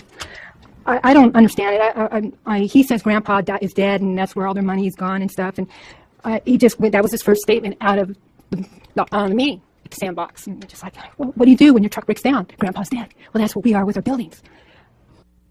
I don't know. I don't get it. I want Mary Side to be open. We all need it. And Hammy does not qualify to be that place can go. I mean, you don't, there's nothing there for me. No sign. Thank you for your testimony. Are there any questions for Ms. Vanderhorn? Sorry, my brain's dead too. Thank you very much. Thank you. We have next Donna Brady Robertson. And Ms. Miller, thank you for joining us. Please give us your name and spell your last name and give us your neighborhood. My name is Pamela Miller, M-I-L-L-E-R. My neighborhood is Muskox Trail in the borough. I testify in strong support of keeping the Mary Sy Rec Center and its continued operation and maintenance. If it needs to be replaced, it needs to be in place until a new facility is built. I want to address the process a little bit. There was no reason to put demolition and single it out as the sacrificial lamb in an ordinance to spend this year's funds ahead of next year's budget process. There has not been, as part of this ordinance's public deliberation, a chart of all the 100, almost 200 facilities the borough has and the costs, what's wrong with them in a nutshell. That information may be out there, but it hasn't been part of a deliberative process with the public, with the users of Mary Sy, with the assembly. And I think the most appropriate thing to do is to pass a substitute ordinance. If you're not comfortable doing that, at the very least, remove the word demolition if that ordinance needs to pass. And at the very least, spend the money that has been sitting around for maintenance purposes for Mary Sy, to spend it for the first year critical needs that the Betty Worth report provided. This is an artificial crisis. Yes, we have a crisis. We need a plan. We're a community. We're a strong community. We need the vision of Mary Sy. We don't need fear-mongering. We don't need to single out one facility and tear it down, explode it, along with the daily lives, the stress, what social scientists call and have studied. There is a cost to just the stress of worrying about what will happen next. That happens quite often. In this case, you have a very defined public need, and it is just wrong to tear it down. And I don't think it's up to the public. It's up to a reasoned, transparent process with paperwork, opportunity to comment about how we're going to address these needs. We could raise taxes. That's the topic that hasn't been addressed yet. I'm not saying I want to do that, but a bond adds to the taxes. It's just a different mechanism. And the new aquatic center is a dream. We have a sturdy, I had the right word for it, but it's just a small facility. It's unprepossessing, but it matters in this community. If we're going to build an aquatic center and pass a bond, we need to do the legwork before it even gets out of this assembly. We need to bring together the teams of people who use it, who have ideas, and plan better what we're going to build brand new that we have to maintain in the community. So thank you for this opportunity to comment. I was going to talk much more about my own needs, but I will, if it's allowed, answer the question that seems to be asked. I believe that public costs are not a subsidy, and that my sitting here in this room today, the cost per user of coming to assembly meetings is a cost of our democratic public process. And I believe our borough buildings are not subsidies, and you can't bean count how many people use this facility or that and make the decision on that basis. And I've heard that at the 2 meetings I've attended on this meeting. So thank you very much. Thank you. So, thank you. The question, I think, though, was about a co-op. Anybody want? Is that the question you wanted to ask, or different nonprofit? I believe this borough as a northern city, needs a facility like Mary Sy. If we look at cities all over the Arctic and subarctic, they have places like this for people to go in the winter. There are public facilities. I think we're not so poor as a community that we can't keep something like this There are other ways to change costs, but YMCAs all across the country have closed down their pools. The one I grew up learning to swim in, I don't think we should put that burden on a nonprofit. I think it's our responsibility to teach kids to swim so they don't drown in a river. Thank you very much. Okay, yes, Mr. Lawrence has a question for you. Ms. Miller, are you willing to pay more taxes in order for these facilities such as Mary Si to remain open? I would pay more taxes. I would also want to see the breakdown of what's happening throughout these needs for the buildings, many of which are old. But I live in a 1955 house. It's solid. It was well built. It's got a long life left in it, and I'm chipping away at it. And I don't think we have a crisis for Mary Si that warranted putting in demolition right now. You mentioned that the swimming pool you learned how to swim in at the Y has been torn down. Are you aware of the fact that probably swimming pool facilities last less time than almost any other facility because of the water and the chlorine? And that may be. I'm not an expert in swimming pools. I mostly use the other facilities at Mary Si. But I did learn to swim so that I'm safe. And this summer, the Hammy pool is scheduled to be closed all of July. We're proposing to shut down Mary Si forever June 30th. There will not be any swimming lessons or anywhere to swim in the borough except for half of July you could go to UAF. Okay. Any other questions? Mr. Mayor, I understand you have a question. Yeah, just a point of information, you asked why we weren't talking about raising taxes, because that does sound like the first thing you'd want to think about, or one of the things you want to think about. We do have the tax cap, and the proposed budget for this year is $6 below that cap, so we could add $6 to the budget. And I just think a very big bond issue is a tax. It will be added to my property taxes. So I believe the kind of deliberation that's systematic regarding our other buildings, we shouldn't be crying we need to tear one down tomorrow. We can not study it, but evaluate it in a fair way. Okay, any other questions? Okay, doke. So I think maybe after Miss Donna Roberts is done, we might take a 10-minute break, because I think many of us can't even 5 minutes. Oh, we have a vote for 5. So we can get a little... I'll try to keep my 3 minutes. No, you have your 3 minutes. Go for it. I'm Donna Brady Robertson. I've lived in Alaska since before it was a state. I learned how to swim when it was the YMCA, but the school district was operating it because I had to have a PE grade to learn how to swim across the pool and learn how to float. And that was when we were running Lathrop High School at near record capacity. During that time, growing up here in Fairbanks, 5 close friends and schoolmates died in boating accidents, on rafts, and trying to swim in gravel pits. And it was recognized in the community that it was very important that there was no real good way for kids to learn how to swim. So the school district ended up implementing a program, and there was a demand that people learn how to swim. And it was very successful. And I might say I'm happy to hear that they think they need to let that go. I learned as Hammy Pool that at Mary Si now, but it was YMCA, that I was never going to be a good swimmer. So when I got married and had kids, I carted my kids to the University of Alaska pool, and then when Hammy Pool was built on Mary Si, to lessons and lessons and lessons and lessons, to swim team and swim team and swim teams, because I was told they would never be able to save themselves in Alaska swimming unless they would never get enough exposure just from basic swim classes to be any good. Hey, so my kids are great swimmers. I said, I'll never be able to save you, but you'll be able to save yourself and somebody else. And my son and his father actually saved a doctor and his wife who had a boating accident on the Chattanooga River when he was about 11 years old. My youngest daughter, took a lifeguard class at Hammy Pool, and she was going to be a lifeguard, and she was on the first swim team for Monroe. She learned some of the rescue techniques. She didn't save anybody from drowning, but she saved a couple kids out of a burning vehicle near Birch Lake using the exact techniques that she was taught in that class. And she also ended up going to college in the States. She's still living in the States. And when she got out there to a school that was a school for brainiacs, because she got a really good scholarship, turned out they didn't have very many athletes, so they found out she could swim. So she got to be on the swim team, and that helped to be able to finance her master's degree in fire protection engineering. So she ended up, through swimming, through the schools in Fairbanks, being a very worthwhile member in her community. She does Ironman triathlons now, and she has 2 young boys. So there's a lot of benefits we don't see, but I know a lot of people that go to Mary Si. I'm a contractor, and I've seen all the construction. I've worked on some of it. I know that building was rebuilt, and I can tell you who did the sheet metal. It wasn't me. It was Wilbur Brothers Sheet Metal. It was the last big job they had as a 100-year-old company. And I know that a lot of the things that have been done have been quality improvements to that structure. And I do believe there's value, lots of value in our community. And I can say that Fairbanks has never, when they've seen a need, and when they feel like they're getting value, have never been less than generous with paying taxes. I pay a lot of taxes. I have a lot of property taxes. And my son pays an enormous amount of taxes through his companies. So we've never quibbled about the taxes, and we expect to pay more. Thank you very much. We appreciate your comments. Is there any questions for Ms. Brady Robertson? Seeing none, we're going to take a 5-minute break. We'll be back at 10 minutes after 5 minutes after 10.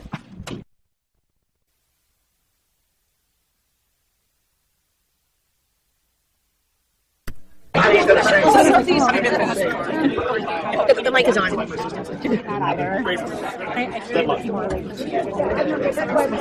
My daughter is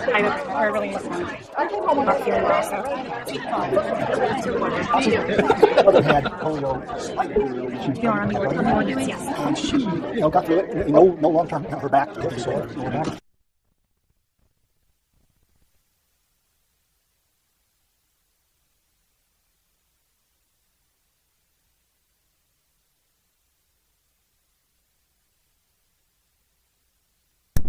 Okay, we're back. Thank you, Mr. Wilson. Thank you. And if everyone would take their seats, please, we're going to resume our generous 5-minute break that we all needed badly. Hopefully all of our brains are working again. And next up, Mr. Scott Calder. Are you still there, Mr. Scott? There you are, Mr. Calder. And in the second seat is Mr. Dowdy. Is Mr. Dowdy still here? There you go, Mr. Dowdy. Come on down. Mr. Calder, if you'd give us your name and spell your last name and tell us your neighborhood, you'll have 3 minutes. Thank you. Well, again, Scott Calder, C-A-L-D-E-R, Esther area. So, got my paper plate here. Yeah, and I've just been making a bunch of notes. Everybody's got 30 minutes of material for a 3-minute window, so I'm just going to skip around here. First of all, I noticed this is a 2017 ordinance, 2017-21X, that was introduced in March of this year. I'm not sure about the timing on that, but that was curious. I've been to some meetings, sandbox meetings, finance committee last week, looked at a bunch of documents. I got the 75-page report. I looked at it. I sent it to a bunch of people. I have to say that even though I don't like the prospect of being without Maryside Pool or Rec Center, I have a lot of confidence in the mayor's presentation. I'm not sure that he deserves to be beat up for this. And it seems to be a math problem with the amount of money that's available to do things. And so quantity has a quality all its own. I like that quote from some famous person. So now there's been some usage numbers mentioned for the Maryside Rec Center, 41,000 visits, I guess. And it was estimated that if everybody used it twice a week, that would be about 400 people, which has been described as a low number of users. However, I think that probably there's a higher number of users and maybe everybody doesn't go twice a week. I ran into like 40 high school kids from Michigan who were on a bus and stopped by there one day. It's like a one-off deal. And I use the facility quite frequently. And, sometimes you see people once. It's not like everybody who's there is using it all the time. So I think there's a higher number of users for that facility. It's a unique facility. It's absolutely unique. And I think there's essential human services involved, not something to be trifled with at all. I believe in limited government though too. So it's a real crunch. Tag, you're it, I guess. You guys have to figure out how to solve this. So significant quality of life issues here, and it seems to me that just putting that off to a bond issue is that it might happen, that might get voted for. That doesn't really address the essential human services that are involved, and that concerns me. Let's see what else we have here. So I guess I wonder about upgrading Hammy to the level of Maryside with the various amenities that are at the Maryside Rec Center, if indeed the Maryside building is in such terrible shape, or conversely doing without the athletic swimming activities at Hammy and minimizing losses there, and then at least temporarily upgrading the Maryside Center so that it would handle the essential needs of the people that you've heard from this evening. I think you could probably expand the usage at Maryside or at Aquatic Center or wherever. There's unused capacity there, I think. And user fees, I think maybe could be a little higher. Mr. Calder, your 3 minutes are up. Are you kidding? Oh, I didn't hear the beep. I know, that's because it's pathetically silent today. Oh. That's why I'm letting you know, because there's... Okay, I got through about half my list here. There's 30 people waiting to testify. Yeah. Let's say 30 questions. Seeing none, did you have any last, Oh, there's there the it beep. is. It's just a random night. Yeah, I guess maybe if you could just, the priorities of what it is that the borough is doing. I mean, the borough, it seems to me, does a lot of things that are maybe kind of like, shall we say, involuntary services. I'm not happy with the air quality program, and Okay, that's another thing. But just in terms of prioritizing human needs, I think is really a key factor here, and that may be more than just a matter of some dollars, notwithstanding the wisdom of the mayor's presentation. Thank you. Mr. Roberts had a question for you. Yes, sir. So do you know that when we do our budget, the budget ordinance is always, whatever year we do it in, -20, and then all appropriations from the budget over the next fiscal year, which go into the next calendar year, use that same number as a prefix. And so that's why you see the 2017. Okay, so this is just some artifact of the process. Yeah, I figured it was, but it was curious. So thank you. Okay, thank you very much. Okay, thank you. I have next Mr. Jimmy Baldwin for the empty seat. It's Jimmy here. Okay, Mr. Dowdy, welcome back. Please give us your name, spell your last name, and... Thanks, Dowdy, B-O-W-D-Y, live in Steel Creek Road area. Thank you. We have here two different bonds issues turned into one. We have a construction bond and we have a maintenance bond. They need to be separated as such. Above all else, the people nor the businesses can afford it. You got to consider that. Do we want to run more big stores out of town? It doesn't come cheap just because we can vote it. Now, what can we do about it? Let's go off the wall. I agree. We need to sell. Why don't we sell the Marsai, the Nanana, Pioneers Hall, and maybe even the trails? Let somebody else keep them up and put them in shape. If they want them, this community will do it. The community is not given a chance to work on anything. Let the people of this community do something on their own. The government doesn't have to furnish everything. I remember when the flowers used to be taken care of by volunteers, and the borough had to take them over. Now we got yellow rocks coming into town from the airport or from the south. The people can do the job. Let them. Get it out of our budget and let it be. If they get them back up to specs and they want the borough to take it over, that's another story. But right now, we got to survive. And speaking of that, I went to a sustainability meeting last night. We just got the new committee, and all I could hear last night, well, the borough needs to lose some money for this, or the borough can do that. More money. God, where do they think it comes from? We spent $4 million on the recycling last year. I hope to the gosh there's no more money going out this year. We're building more trails this year. I've heard that another trail's in the deal. Let's get back to reality. We've got no money. People don't need more taxes. You've did the limit. And bonds is just another form of tax. Thank you. Thank you, Mr. Dowdy. Let's see if there are questions for you. Oh, Mr. Lawrence has a question for you. Mr. Dowdy, do you have any suggestion on what facilities or buildings should either be demolished or given over to private groups? I named 4 of them there. You can pick your 4. But we're going to demolish some buildings if the borough keeps them. That's been stated. So in order to keep them, we can sell them to individual groups, fix them up. Run them commercially, I don't care. But they need to be saved. All right, thanks. Any other questions for Mr. Dowdy? Seeing none, thank you, Mr. Dowdy. I have next for the empty seat, Jim Richardson. Is Jim here? Super, thank you. Thank you, Ms. Baldwin. It's Ms. Jimmy Baldwin. I'm sorry, thank you. So I only messed up that way. Thank you. Hi, so I'm Jimmy Baldwin. My last name is spelled Baldwin. And I attend Mary Sy Aqua Size classes due to a disability. I also am legal guardian to an adult brother who has Down syndrome and severe mood disorders, which make the Mary Sy an ideal place for him to go for exercise. The small setting and the environment at Mary Sy is the only usable recreation center for him because he can't deal with the large spaces and the large noise or loud noises at the other facilities. So if the Mary Sy goes away, that's going to I'm sure it's not just for him. I know of other disabled people and people with mood disorders who can't attend larger settings. So I would like to challenge our Golden Heart City Borough Assembly to think outside of the box. You've got lots of retired and semi-retired brains sitting out here who have lots of good ideas. I think that we should think of a way to not demolish, not tear down, but to recycle, reuse, and repurpose what we already have. And to that end, save money. Don't spend more, don't build new facilities. Let's use what we've got and keep it going for as long as we can. Maybe we should decide by last in, first out. I know we've got several new additions to our borough that could be charging user fees or could be turned over to nonprofits or privately owned companies to keep them going. But there's got to be a different option than to either tear down the Mary Sy or make it just a partial facility. Thank you. Thank you, Ms. Baldwin. And I needed to get your neighborhood from you. I live on Roosevelt Street behind Sears. Thank you. Any questions from, yes, Mr. Lawrence? Ms. Baldwin, you stated that thinking outside the box, maybe having either nonprofits or some businesses take over some of these facilities.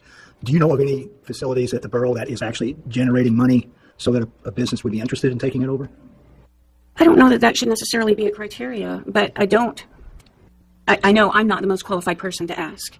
I'm simply stating there's got to be a different idea, and I know we've got a lot of good ideas. Maybe we should try to come together as a community to see what other options are out there besides demolishing. All right, thank you. Any other questions? Seeing none, thank you. Thanks for staying with us. I have Pam Bruce in the empty seat. Is Pam giving up on us? Okie doke. Then I have Deborah DeLong. There we go. Okay, Mr. Richardson, thank you for joining us. Please give us your name, spell your last name, and tell us your neighborhood. Jim Richardson, Richardson, in the Weeksfield area is where I live. I want to reiterate what other people have said very simply, that there's 3 groups being disenfranchised here, and that's the seniors, the physically challenged, and the very young. And I think that's a major consideration, as well as the budget. Now I'll deal with cost. And my comments here are based upon my experience over 10 years now as the treasurer of a nonprofit that has a budget of around $200,000. So I noticed, Carl mentioned it too, the cost to the borough for Mary Si's operation is around $730,000 a year. I believe we can reduce that to less than $600,000 without a lot of effort. And my suggestion is we can look at the schedule and adjust it in a way that still serves the groups, but saves the borough a little money. Also, Mike Bork mentioned it 4 years ago or so about a Parks and Rec Foundation, and I've already put in my will, a donation to it, and that still hasn't become a reality. And so that would be a big help. Anchorage does have one, and it works pretty well for them. Then the next one is, I've only talked to 4 seniors besides myself, and then we get the senior rate. Well, we also get reduced taxes if we own a house. I'm willing to pay full adult rate, and all the 4 that I talked to said the same thing. And what I would say, if somebody felt that they couldn't afford it, they could have a written request for the senior rate, and no questions asked, it would be accepted. And I think most seniors would pay the adult rate. And finally, promote. There's very little going on. People don't know not only about Mary Si, they don't know about Hammy and Westcott. And these pools are being underutilized because of that. You've got a nice LED sign there now at Carlson Center. Let it flash up there. Check out our pools on our website, or go to Facebook or wherever else we have them posted. But let's advertise these pools and let's get people using them. And that's it. Thank you, Mr. Richardson. Let's see if there are questions for you. Seeing none, thank you for your suggestions. I appreciate it. Next I have E. Thomas Robinson for the MTC. Mr. Robinson in the room? Yep, super. Okay, Ms. DeLong, welcome. Please give us your name and spell your last name and give us your neighborhood. Thank you. My name is Deborah DeLong, DE and I live in the Farmers Loop area. I'm asking the assembly members at this time not to tear Mary Si down, and these are my reasons. My children learned to swim at Mary Si. In fact, my son actually asked Mary Si why she wasn't dead yet, if she had a building named after her. Yeah, he was like that. But, I started bringing my son at 6 months old to Mary Si.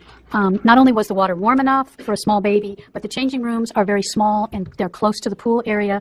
It's set up as an area for small children.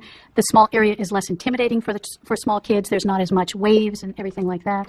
The swim lessons were invaluable also for a time for the mothers to come together at Mary Si. After the swim lessons, we would all go into the vestibule area. And that saved my sanity as a mother with small children. There's not a lot of things to do at 40 below for your children. And so that was really helpful. I tried using Hammy when the kids were small, and with 2 children, it was too big, there was too much distance, it was unsafe, it was completely unwieldy. I never went back. My mother also regularly goes to Mary Si, and I believe that at 86, that is why she's still able to drive herself around town. She's very strong. I hope I'm in that good shape at 86, and I think it's still because she's going regularly to Mary Si. A bigger issue of concern to me is the idea of a nonprofit, which essentially would make this no different than FAC or whatever it's called now. What is the purpose of government if not to help us create a better life? And I'm not saying that the borough and the government needs to help us do everything, but I do think they have certain obligations. Otherwise, what is the purpose of government? Why are we paying staff? I think we all want to make this is the second largest city in the entire state of Alaska. We need to have things that are good for us. And I want to show one last thing, with my last 10 seconds. 2 different swimmers worry about demolition, and then on the opinion page, collaborative solution focusing on wellness and resilience. Exact same day, completely different answers. Thank you. Thank you very much, Ms. DeLong. Let's see if there are questions for you. Seeing none, I appreciate you staying with us. I have Mr. Mike Prex up in the MTC. Mr. Robinson, please give us your name, spell your last name, and tell us your neighborhood. Yes, E. Thomas Robinson, Tom Robinson, Robinson. I'm in the West Fred Meyer area, Fair West. A lot of what's been said, I don't want to try and repeat it, but probably will touch on it because it rings so true. I guess the main message that I want to say, and I'll just say it, and this is what I really think we should be doing. If we're going to do anything to any one of those 217, God, I heard there was 100 of them, and suddenly I heard on 200. Now, tonight I find out there's 217 buildings, and every one of them has problems in terms of not having adequate repair and maintenance to be considered. We got a problem. And why pick on Mary Si? God, it doesn't make sense. I have a little bias there. My kids learned to swim in Mary Si. My grandkids learn to swim in Mary Si. I have been able to get back and much better than I was in Mary Si. I had an accident a medical accident at Providence. They sent me back to Fairbanks because I had blood in my left leg to such extent that I was given a pint of blood because too much had gone into my leg. My leg swelled up, painful as hell. And it took me 6 months, but my salvation was my doctor sent me down to the jacuzzi, the hot tub, as you've heard called. And using those jets hurt like hell, but that was the only thing to get all that out of there. I also had the problem, that was 15 years ago or plus, in 2012, I had the problem of not being able to walk. And I learned to walk, relearned to walk, using a therapist's pool that had a treadmill in it. That's how I relearned to walk. I'm still having my problems, but damn, I'm looking forward to going to Mary Sy because that's where I've been able to get help. I really think, yes, we should raise fees. That's not going to do a hell of a lot, but it's a start. I agree totally with the mayor about demolition. The problem is my time period and his time period are quite different. And to end it, I also have some help that I'll provide to the mayor, whoever. We can start it. I'd be glad to help out to every extent possible. Flex Seal. Man, if you've ever been on TV, you saw it all. It does it all. What can I say? Thank you very much, Mr. Robinson. Let's see if there are any questions for you. They might want to ask you about how to use Flex Seal appropriately. I don't see any questions. Thank you so much. We appreciate you coming down and staying with us as our hour gets late. Mr. Prax. Thank you, Madam Chairman. I wonder if I can change my name. I agree with the mayor, and I don't know. But Before you go on, I need to. Mr. Bartos. I don't see Mr. Bartos. Oh, Mr. Bartos, you're up next. Thank you. Mr. Prax. Thank you, Madam Chairman. Mike Prax with a P, as in phonics. P-R-A-X. I scooped that up. Thank you. Pass it down to the mayor. I do want to say thank you to the mayor. He's recognizing the hard reality of the situation, and that's been in your spot. And I don't know, it was in 2015, 16 years ago. It is a problem that has been developing, was a problem then. It is something that is difficult to deal with because people always want more services, and you never want to pay for them. They always want somebody else to pay for them. Well, we can't keep doing that. I work for the outfit that you guys raised the taxes on a couple of years ago, and I don't know, they're paying a couple $1 million or more a year in taxes and that big legal fee, and they dumped $10 million or whatever it was. But they're cutting back. I'm down here as much as anything because I'm not working for them right now. They're cutting their expenses back. The goose that laid the golden egg is having trouble, and we got to recognize that. In the paper, I don't know how much it's winnowed down, but I looked at the foreclosure list comes in the paper, and that was 20 pages. There's lots of people struggling. And this isn't a charitable organization. You do nice services, appreciate that. But the fact is, what your job is to force other people to pay for these services. And I want to speak to the people who are forced to pay for these services and hope that you give them some consideration as well. And I appreciate all the wonderful things that Mary Sy does for people, but we're not a charitable organization, and the people that are paying the taxes are struggling. And we got to keep that in mind. And I appreciate what you're doing, Mayor Castle. We got to face this reality. And I don't know, some new business model. And we inherited a lot of these. The borough inherited the Parks and Rec powers. We didn't vote on it, that I recall, and a lot of others. And, you just can't keep doing that. If you want something, you got to be willing to pay for it. Don't ask somebody else to pay for it. And we got to come to grips with that. Thank you. Thank you. Any questions, Mr. Mayor? Did you know that people in this community voted in 1972 that we should acquire Parks and Rec powers? Well, it was voted. I'm sorry. It was when I got up here, it was the city doing it, and I thought we inherited that from the city. So, that was a mistake then. Well, you were close. We inherited Pioneer Park from the city. Yes. Yeah. Not until the 80s. They said it wasn't a park. It was a tourist facility until they were losing so much money there. They decided it was a park, and then they gave it to us. Yeah, and thank you. Yeah. I didn't vote for that. If it was on the ballot, I voted no, I'm sure. But I got to pay anyway, bum deal. And thank you. Any other questions for Mr.? I'll get it right yet. Prax. Right. I think I get it right and then wrong. Okay, thank you. Sam Tuck, did you stay with us? Are you still in the room? Okay, he's gone. Mr. Bettisworth, did you? Empty seat is yours. Mr. Bartos. Hank Bartos, B-A-R-T-O-S, Newby Road area, North Pole. Thank you. Those of us that have been around a while know that the fortunes of Alaska wax and wane. Price of oil really controls what we do. It controls our revenue or lack thereof. We in this community worked hard with Raven Landing to keep seniors in this community because seniors are a benefit to our entire community. And the Mary Sy area helps keep seniors here because it gives them a quiet, peaceful place, as you have heard tonight. Now, the mayor has brought up at the 11th hour in the sandbox that deferred maintenance is a super problem and that we need to deal with it right now and do something about it. Well, what were we doing 3+ years ago? Did we start addressing the problem then? I can tell you back in the mid-90s that we were faced with the same thing when I was on the assembly. And we made every effort that we could over about a 4-year period to catch up on deferred maintenance. During that time, the fortunes of Alaska grew, the price of oil went up, and all the municipalities in the state had a lot of deferred maintenance. They went down to Juneau and said, look, we're really in trouble with deferred maintenance. The revenue sharing and municipal assistance has been low for the last several years, but now it's come back, so we would like some assistance. The other municipalities in the state got a higher percentage of state funding than we in the North Star Borough did, simply because we didn't have as much deferred maintenance as the rest of the state. And you talk about maintaining pools. The Fairbanks Athletic Club, the university pool. I don't hear anybody yelling about those pools. I suppose they have problems like we do, but I don't see it. The Fort Wainwright pool, I don't see that it's having a lot of problems either. Why is only the borough pools falling apart? Another thing is when I was presiding officer one day, the head of Parks and Rec came up and said, hey, we really made a big mistake naming a building after a living person. And I said, how so? He said, well, she comes in every day and monitors that building, and she wants everything done just right. And if there's a spot that needs painted, it gets painted. If there's a toilet that needs cleaned, it gets cleaned. And she manages that building from one end to the other. And I said, well, what's wrong with that? And he said, if she needs money, she goes to the legislature, she goes to the assembly, and she gets the resources needed to keep that building in the shape that it's in.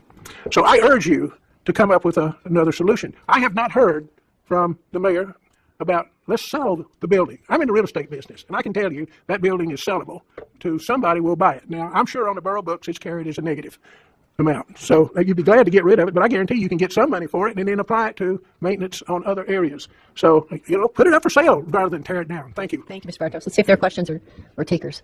Mr. Lawrence. When you say sell it, do you think anybody would buy it for the purpose of continuing to use it as it is used now? You could put that in the contract. I don't know what they use it for other than what the current purpose is, but you could put it in the contract and make the price effective. Mr. Mayor. I'm sorry, go ahead. Yeah, all right. Never mind. Yeah, I'm done. Well, I did say earlier this evening, and I stand by it, we'd be glad to sell it. I can't give it to somebody. It'd need to be $1 so that it's a financial transaction, but I'll give you the $1 and then you can buy it. But you're right, we would have to have a contract that says it would be continue to be used as it is because that's the purpose of that facility, and we want to sell it to somebody to then just demolish it and use it for some other purpose. But I would totally support that, and I think I might get 5 votes too. So find somebody with $1 or I'll loan you one. Mr. Lawrence. Yeah, I'm not sure why Ms. Major isn't bringing this up, but are you aware that I was told last week that the swimming pool at Fort Wainwright has been shut down twice in the last 2 years, each time for six months? The last time that the Fort Wainwright pool went down, it was down for about 6 months, yeah. And it's been shut down twice in the last 2 years? The last couple of years it's been shut down twice. But. Are you aware of that? Well, there was reasons for that, and it wasn't the same as what is impacting the Mary South. Isn't it a fact that swimming pools are the most corrosive environment of probably any recreational facility there is? There's an axiom. There's not a swimming pool anywhere that doesn't leak. Okay. I've heard that, but yeah. All right. Thank you, Mr. Bartos. So in the empty seat, I have Lori Sliney. Is Lori Sliney here? Oh, super. Thank you. Mr. Bettesworth, welcome. Your name, and please spell your last name and tell us your neighborhood. My name is Charles Bettesworth. I go by CB. Bettesworth, Bettisworth, and I live in Grail. A couple things. One is I'd like to compliment Mayor Castle for bringing this issue to the community. They just said that the state's broke, and we're feeling it. And I compliment the mayor for tackling that. I'm retired. I work at the company as an employee. I'm no longer an owner. I was minimally involved in this project. I was only involved because we had done a major planning project up at the university for Westridge that dealt with the same kind of issues. And I will tell you, their numbers are a lot bigger than yours. First, I'd like to say that the work we did at the university was much more aggressive with respect to the detail we did on those buildings than we were able to do on this project. I would call this a windshield survey. It's a condition survey light. As the mayor pointed out, there's a whole bunch of stuff that says this needs to be studied more. What this thing was useful for is to give you folks an idea of the order of magnitude of the problem that you have before you. And I think it was right to do that study, even at that level. As I said, there's specific issues that need additional study. And with respect to the FCI that's listed in the report, I would suggest that the pieces that are left to be studied have big dollar amounts on them. Let me give you one example. And I will take issue with whoever said that hazmats are not a problem in that building. In fact, the whole issue of ACM did not become a requirement until after this building was rebuilt. On hazmats, I took a look at those things today. We did the Denali North Hill School project. We had hazmats in those buildings. We have numbers that we can inflate till today to talk about what the hazmat costs for doing that at Mary Si. Probably on the order of $12 a square foot. For that facility, it's $200,000 to $300,000. There's a discussion about seismic. Somebody asked me about seismic tonight. Well, the problem with seismic is we did this at the airport. We did a report, and it said that building is not competent under seismic conditions. We've notified the owner of the state of Alaska that's the case. If a earthquake occurred and that building fell down, that owner would be liable. So those issues need to be addressed. I wanted, if I have just a couple minutes, I want to use an analogy. So you buy a car, you expect it to last, 6-8 years. About 5 years into that, your transmission fails. So you take it down to the shop, and they take a look at it. And oh, by the way, your brakes are bad, your U-joints are out. You might want to rebuild the engine. And by that time, you say, maybe I need a new car. Or I can dump the money in this and get a couple more years out of it. In my mind, that's the condition that this borough's in with respect to these facilities. Thank you. Thank you, Mr. Meadows. Let us see if there are any questions for you. Mr. Roberts and Ms. Major. Yeah, on those hazmat costs, is that identical to what it's going to cost if you demo the building and you have to dispose of those hazmats? It depends on how you do it.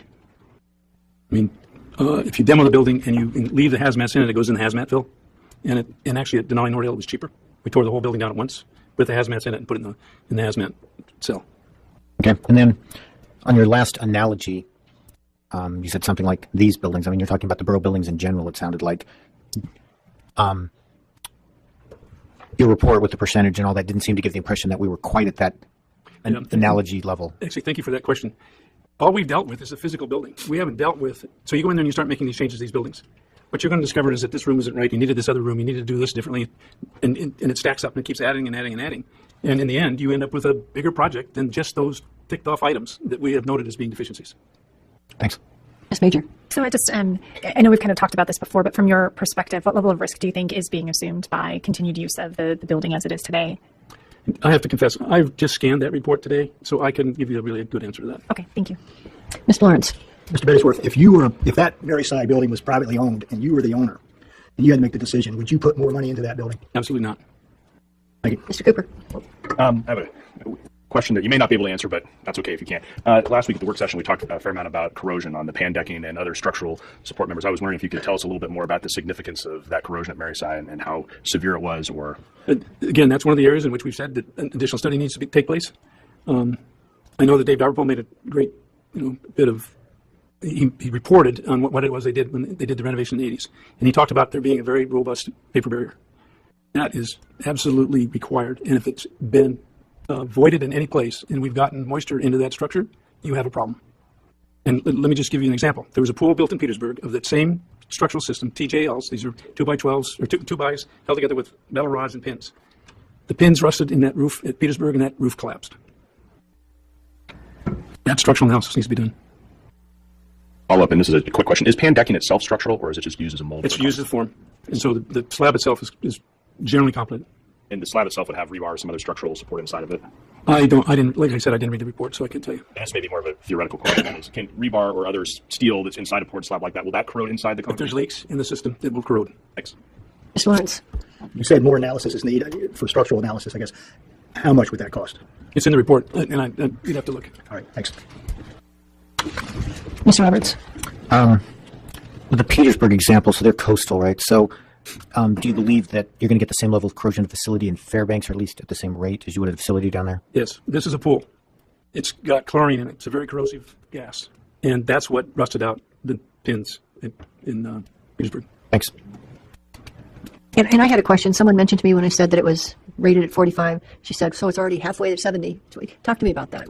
How does that work? How does the FCI work? Or is 45 really halfway to 70? Or it seemed, yeah. Are most buildings sitting at a 30?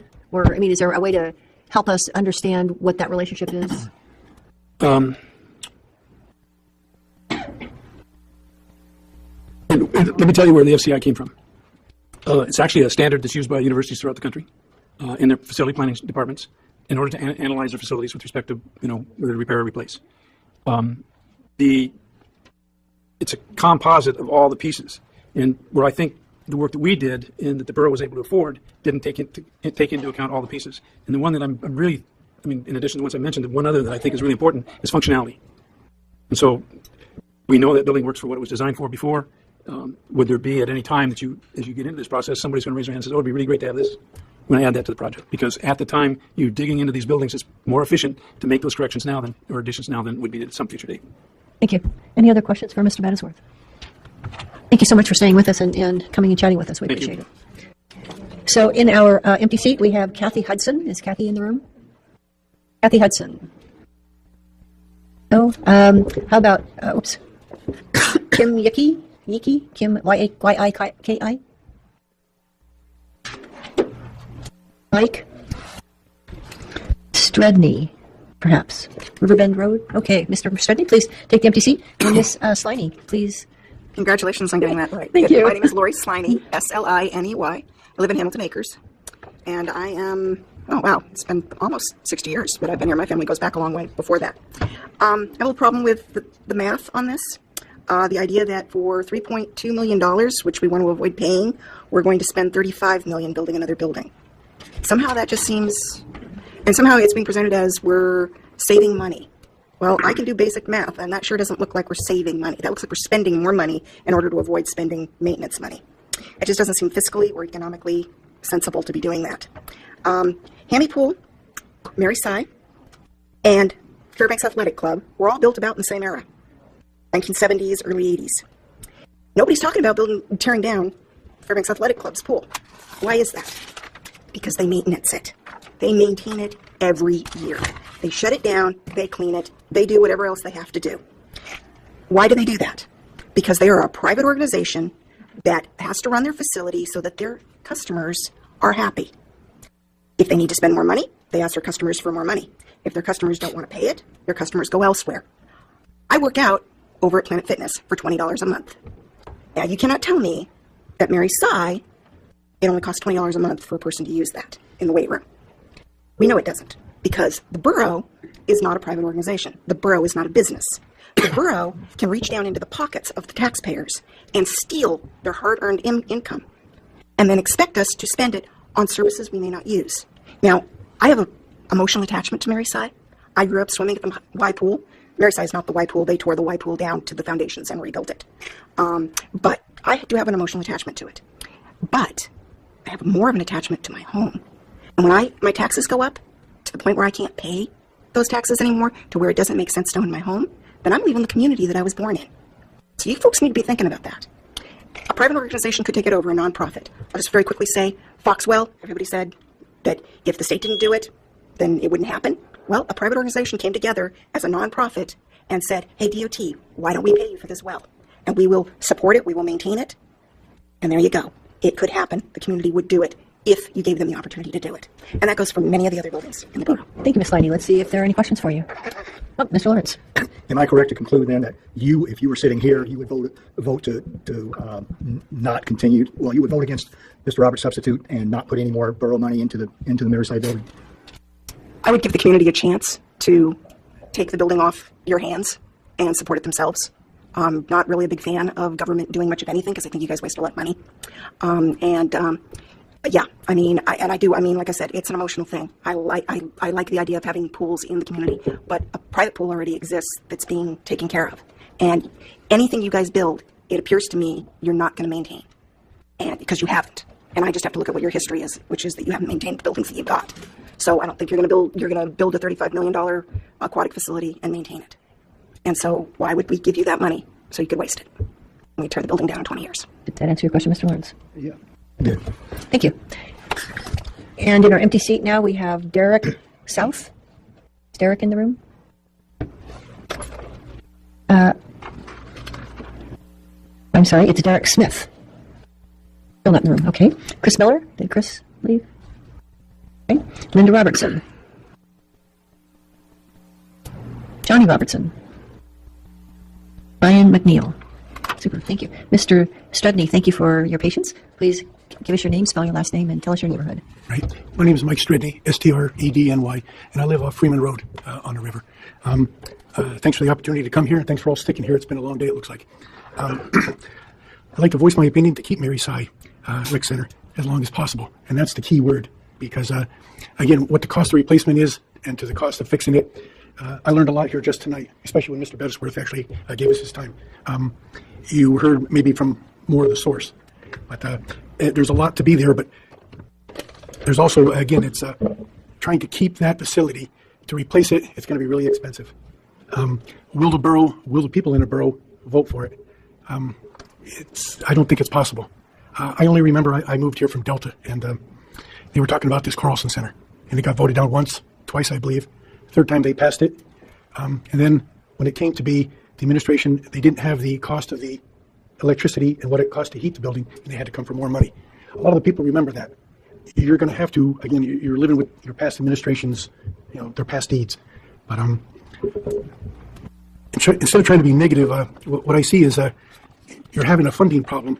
I can't understand why the borough isn't more proactive. You have something now that maybe only will happen once in 10, 20 years. It's just like everyone was talking about the gold rush town going up and down.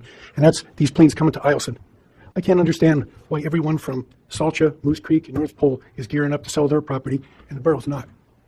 You guys should be leading the way. There should be 3 or 4 proposals for subdivisions. And if not through the borough land, it needs to be state land because the money's not in the actual price of the property, it's the tax base. Increase the tax base. You're all talking about where are you going to get this money in a nonprofit. The numbers are staggering. I don't have that kind of money. But I do have enough to pay my fair share. I was surprised to hear it costs the borough $15 every time I go there. I don't feel like I'm a mooch.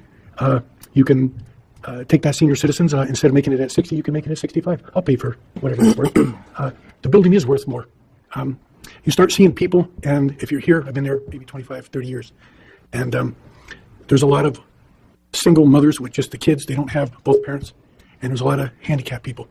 Well, now you see some of them, and they're working at Fred Meyer's, and the one kid's an assistant manager.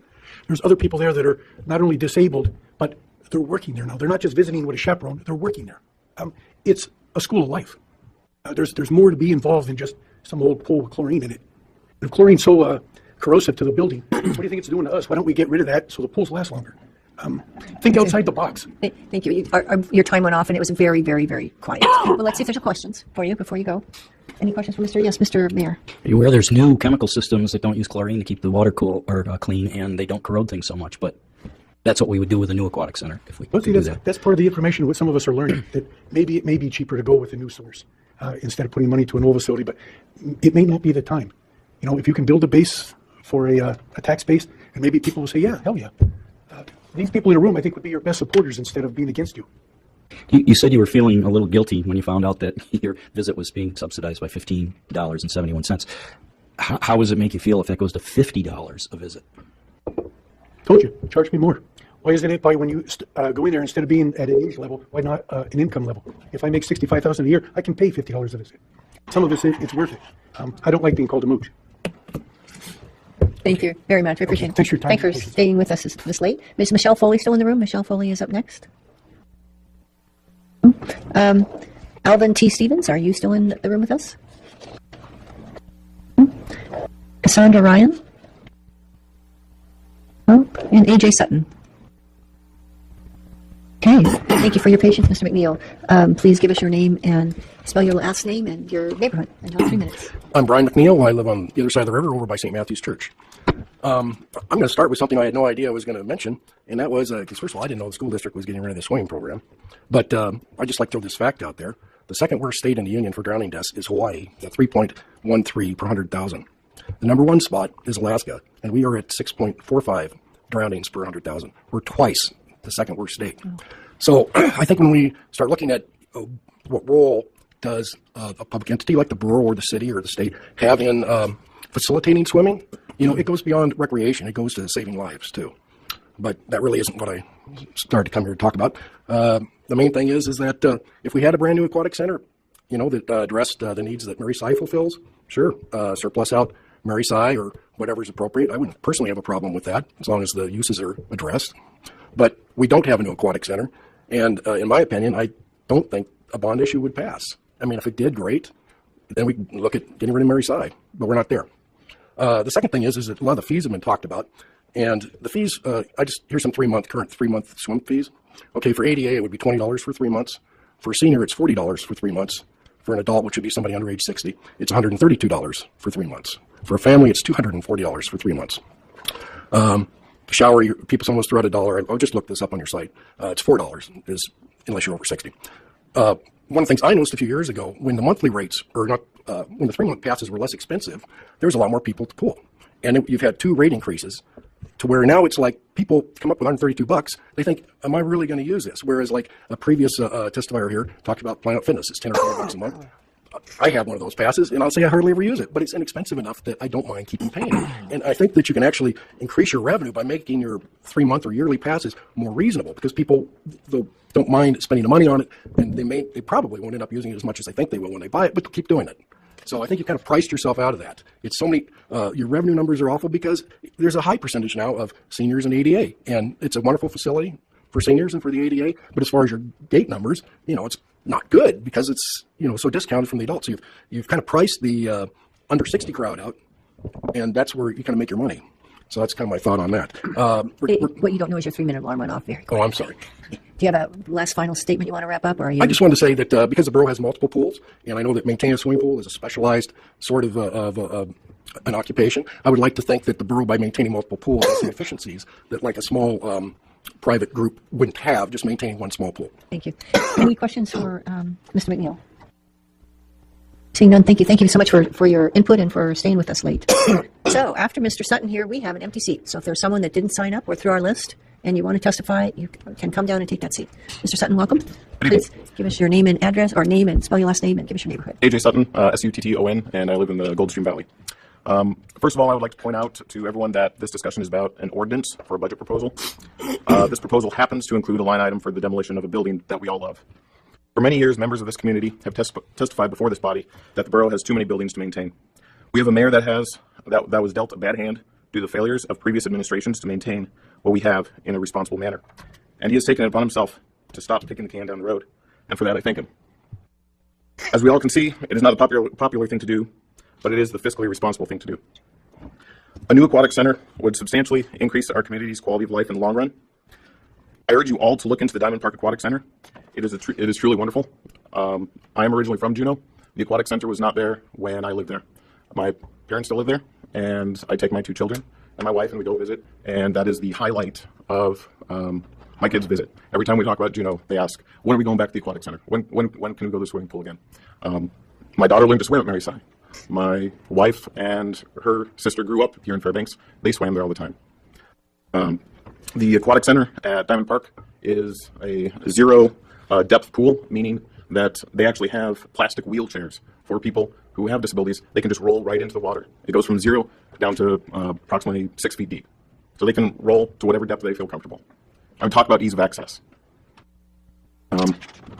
I'm not sure how I'm on time. Okay. We have no idea, actually. Okay. They gave you a beep when you started, and then it didn't go. And it's a random night. I don't have too much more, but I urge everyone to look into the Diamond Park Aquatic Center.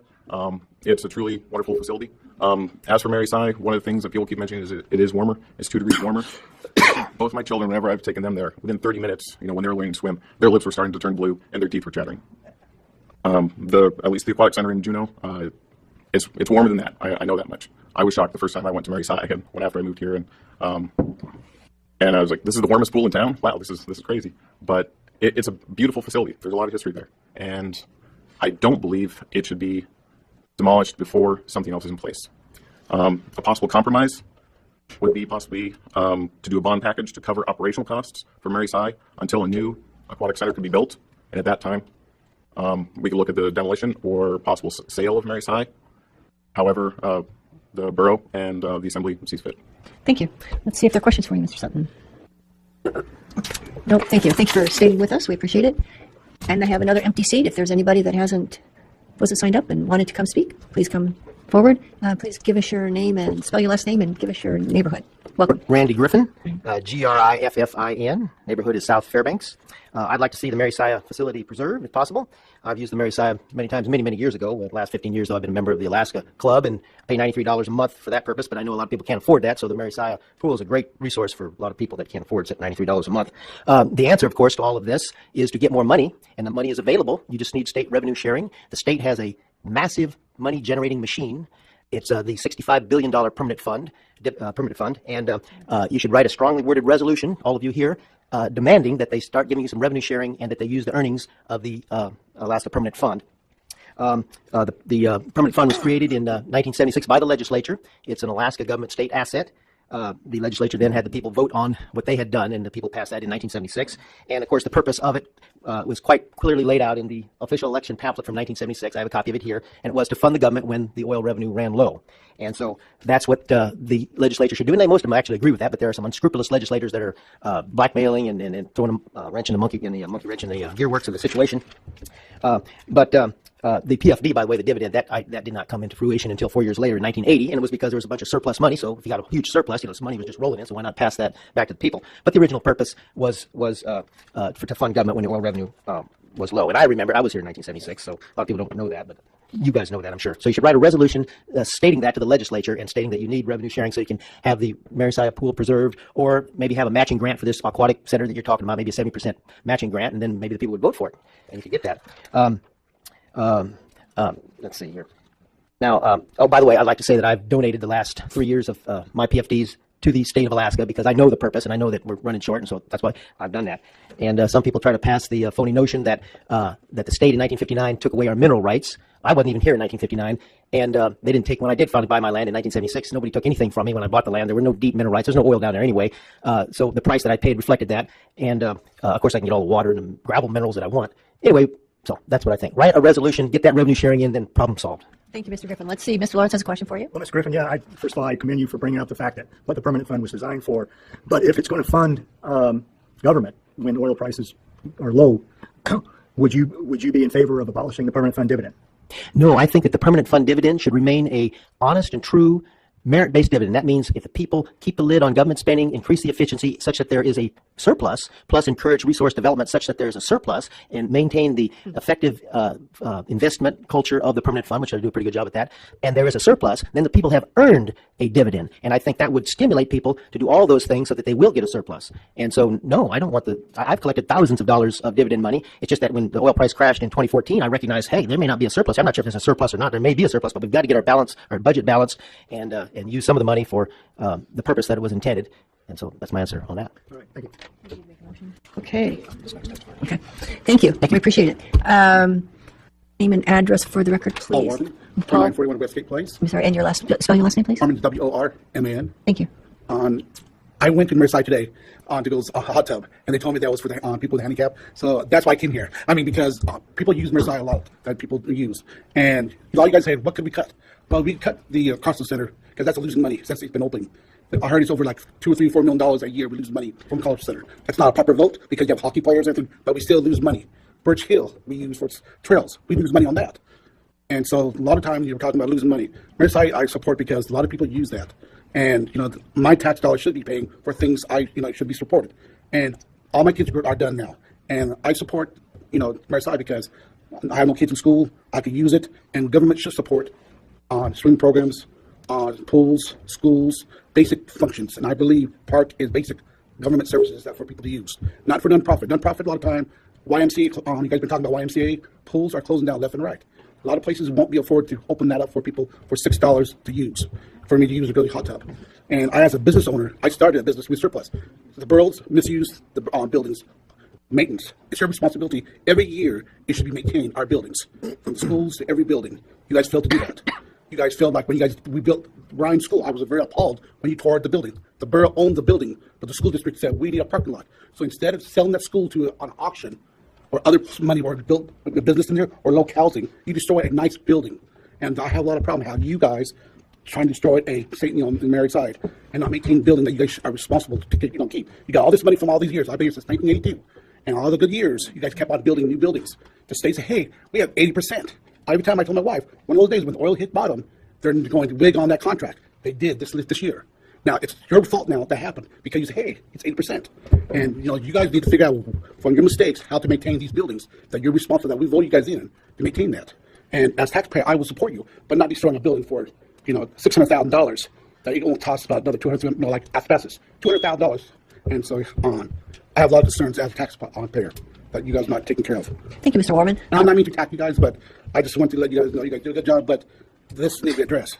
Thank you. Mr. Lawrence has a question for you. Warman, long time. I know. Yeah. A couple of questions. One, are you aware that far more people use Birch Hill than Maryside? I'm not sure how much it is, but I mean, it's still money. Does it make a profit? Like on Maryside? That's my question. Does it make a profit? I don't know of any government services that make a profit. And certainly Maryside does not make a profit. It's that's that subsidy we're talking about. Yeah. If as an elected official, if I was to tell you, sure, if we're going to do a better job of maintaining these buildings, we have to increase our tax revenue by a lot. How would you respond to that? My response would be you guys need to have a plan. When you have surplus money in all these years before, instead of building new schools, that money should have been used to maintain buildings. Okay, now when did we have surplus money? Because I'm not remembering that. I mean, I know you guys built bonds for new schools. Right. Okay, and then you tore it down. Well, A couple of them you tore down. I mean, I'm not saying, but I'm saying, what I'm saying is, when there's surplus, 4 or 5 years ago, when the oil was up to $120 a barrel, instead of building new buildings, on building maintenance, or have a tax bond for, repairing buildings that is feasible and stuff like that. Mr. Warman, do you acknowledge that at some point a building gets too old to continue to maintain? Well, you guys had that question about my car, about when does it get too old? Right. Okay, I started a shuttle business this year.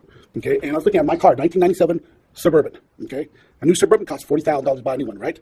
About $40,000. So I was looking, if it goes out, I could put a $4,000 engine. I still make a profit off that because the engine's new now, and the transmission is another $2,000, so it's $6,000. So you have to look at the cost of who you're serving. And Maryside serves a lot of people. It serves the disabilities. It serves the seniors and people who are very comfortable going there. And that's a value, and these people pay tax dollars to go to those places. Even if it costs a little bit more, it's still a value. I've gone to a Henry Pool. It's horrible. There's no rails. People could fall. You know what I'm saying? There's a lawsuit happening now with that. I'm saying you have to look at, that building I saw was $6 million repaired from somebody.